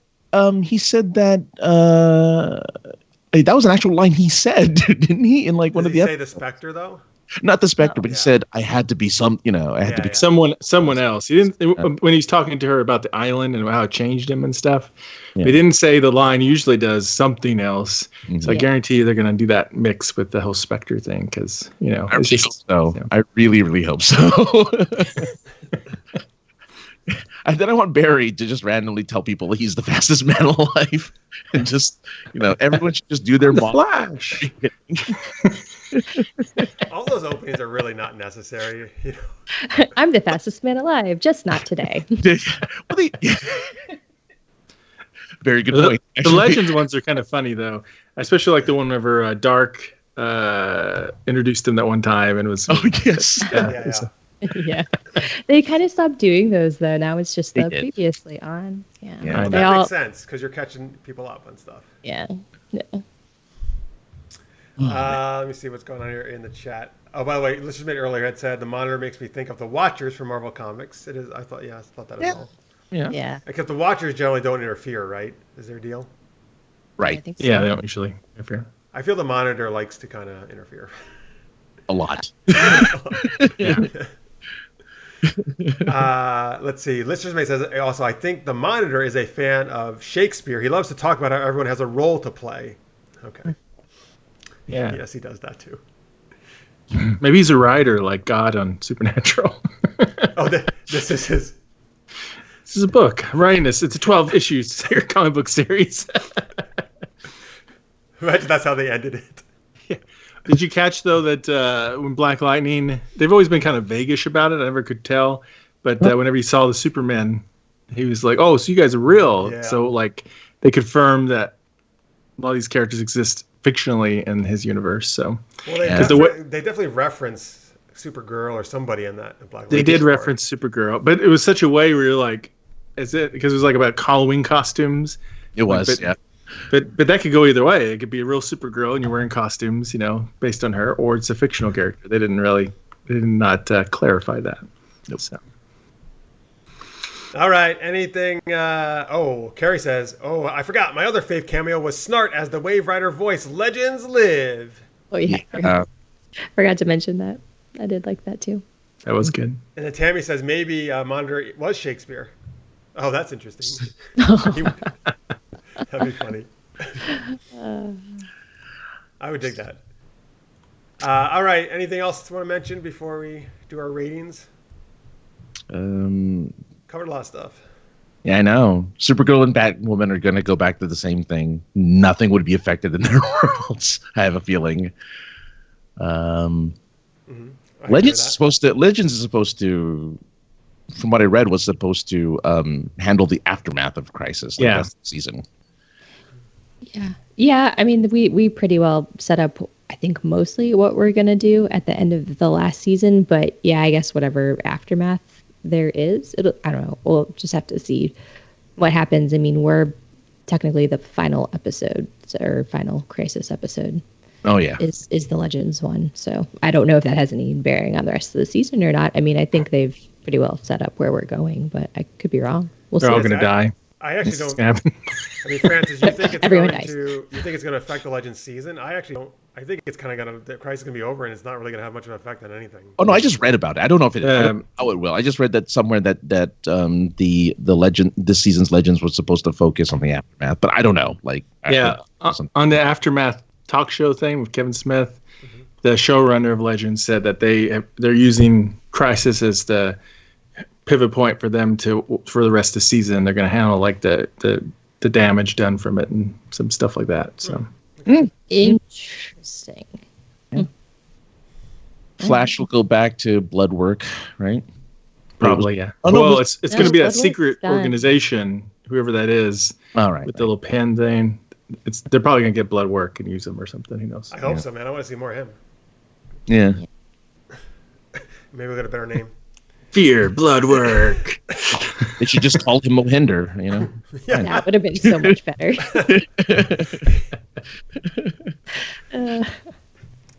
In the chat, Lister's Minutes, right? He mentioned this earlier. He says, "I got the feeling that Kara and Ruby were flirting with each other." I don't think they're going anywhere with that. That kind of. I've heard that's a fan theory out there Well, that some fans probably definitely want that. because Right? Supergirl hasn't dated a guy for a couple seasons, so apparently they're hoping. Which I'm actually glad they haven't had her date anybody. I think it's good they got away from like that. I think. Fans have Yeah. wanted Brett and Lena to be together forever, so, you know, whatever. Oh, that was a thing too. You're right. Yeah. I'd be all on board with any of that. I just don't think that's where they're going with any of this stuff. Yeah. I just hope Guardian makes an appearance. In Crisis? No way. just I don't think just so. Jimmy. Jimmy's left the basically out show. of he's more or less out of the show, the regular show even now. Probably didn't even get saved. He's probably dead now. Running his tiny little newspaper, he died. Wow. That's sad, Aw. actually. It is sad, right? Man, damn. What's the chances there's that many alien spaceships on Earth to carry like 3 billion people or something? I mean, what's going on now? That's a lot of ships.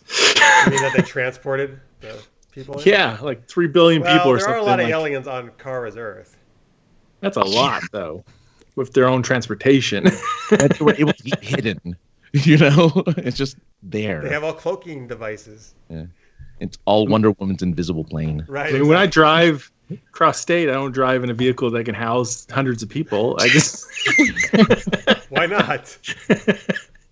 just in case I need to pick them up Pick from up a a lot disaster or of something. hitchhikers along the way. Hey, look, if they can fit 50 people in a clown car, you can fit 100 people in your Toyota Corolla, right? You'll be fine.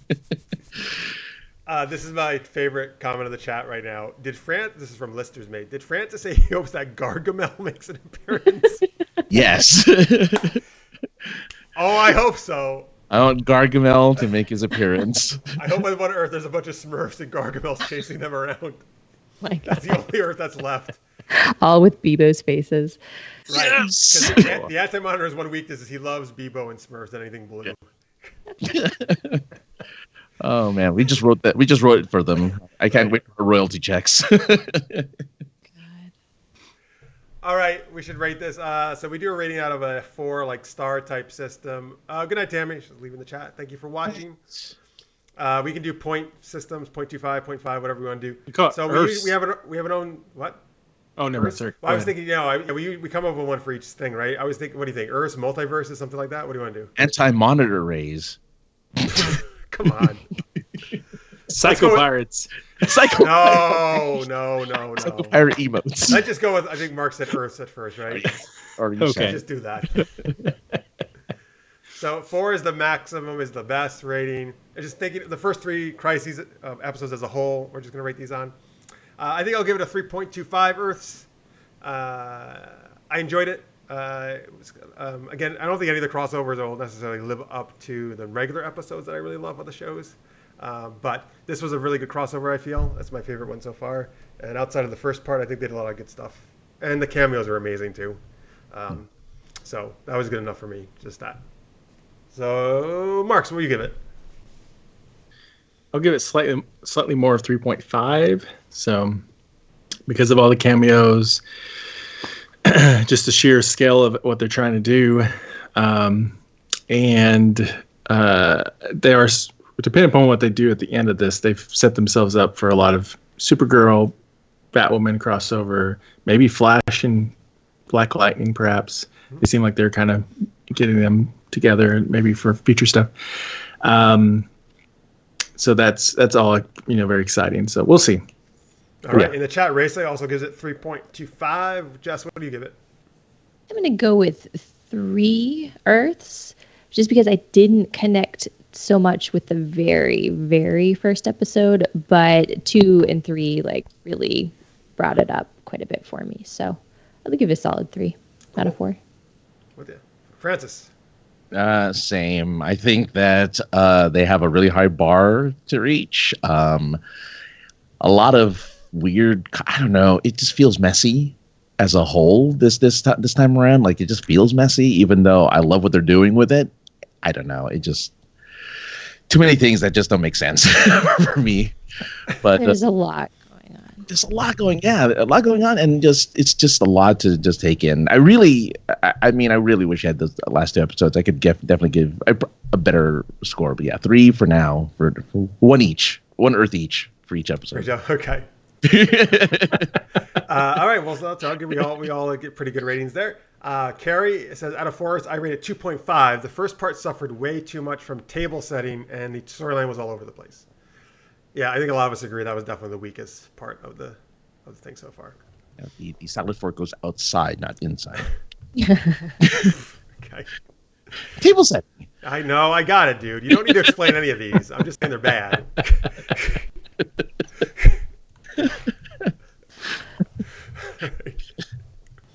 All right. Before we get out of here, let's give some people some links where they can check out everyone. Jess, so since you're a special guest, why don't you tell people where they can check out Tomorrow's Legends, follow Twitter, all that good stuff. Yeah, so if you want to hear more of me or hear my rant, no, I'm just kidding. You can join us on Tomorrow's Legends. We're pretty much everywhere a podcast can be found. You can follow us on Twitter at Tomorrow's Legends, but it's with 1 R. We also have a Facebook group. There's a character length. I promise. It's right. And then if you want to check out our website, which is really just a repository for our podcasts, it's tomorrowslegends.libsyn.com. Awesome. Thank you for being here. Thank you for having me. All right. Francis, where can they Oh, yeah. I don't know. I'll tell you about my stuff. all right. All right. If you haven't heard about my kind of revamped online friend simulator, so if you want to check that out, it's at sinceresarcasm.net. I have a co-host now that does the show with me. We're going to do our end of the year wrap up next week, so that's going to be fun. But on my Instagram and Twitter, my social medias is at AKA the other guy. It's me. All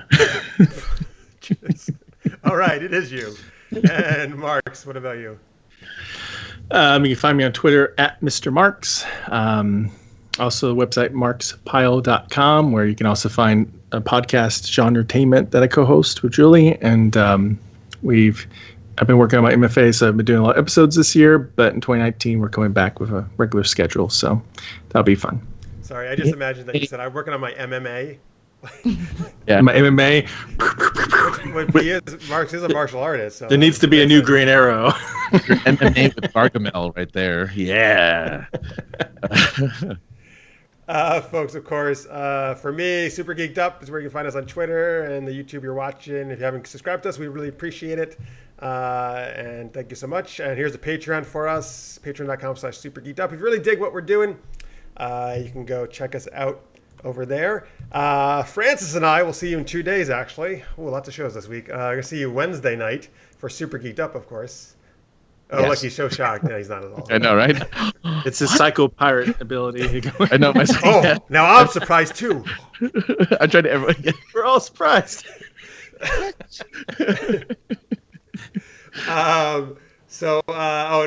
you everybody watching. They're all saying goodbye in the chat. Carrie says good night, Fref and friends. Fref. That's a running joke at Super Geeked Up. That's Francis. My ship name is Fref.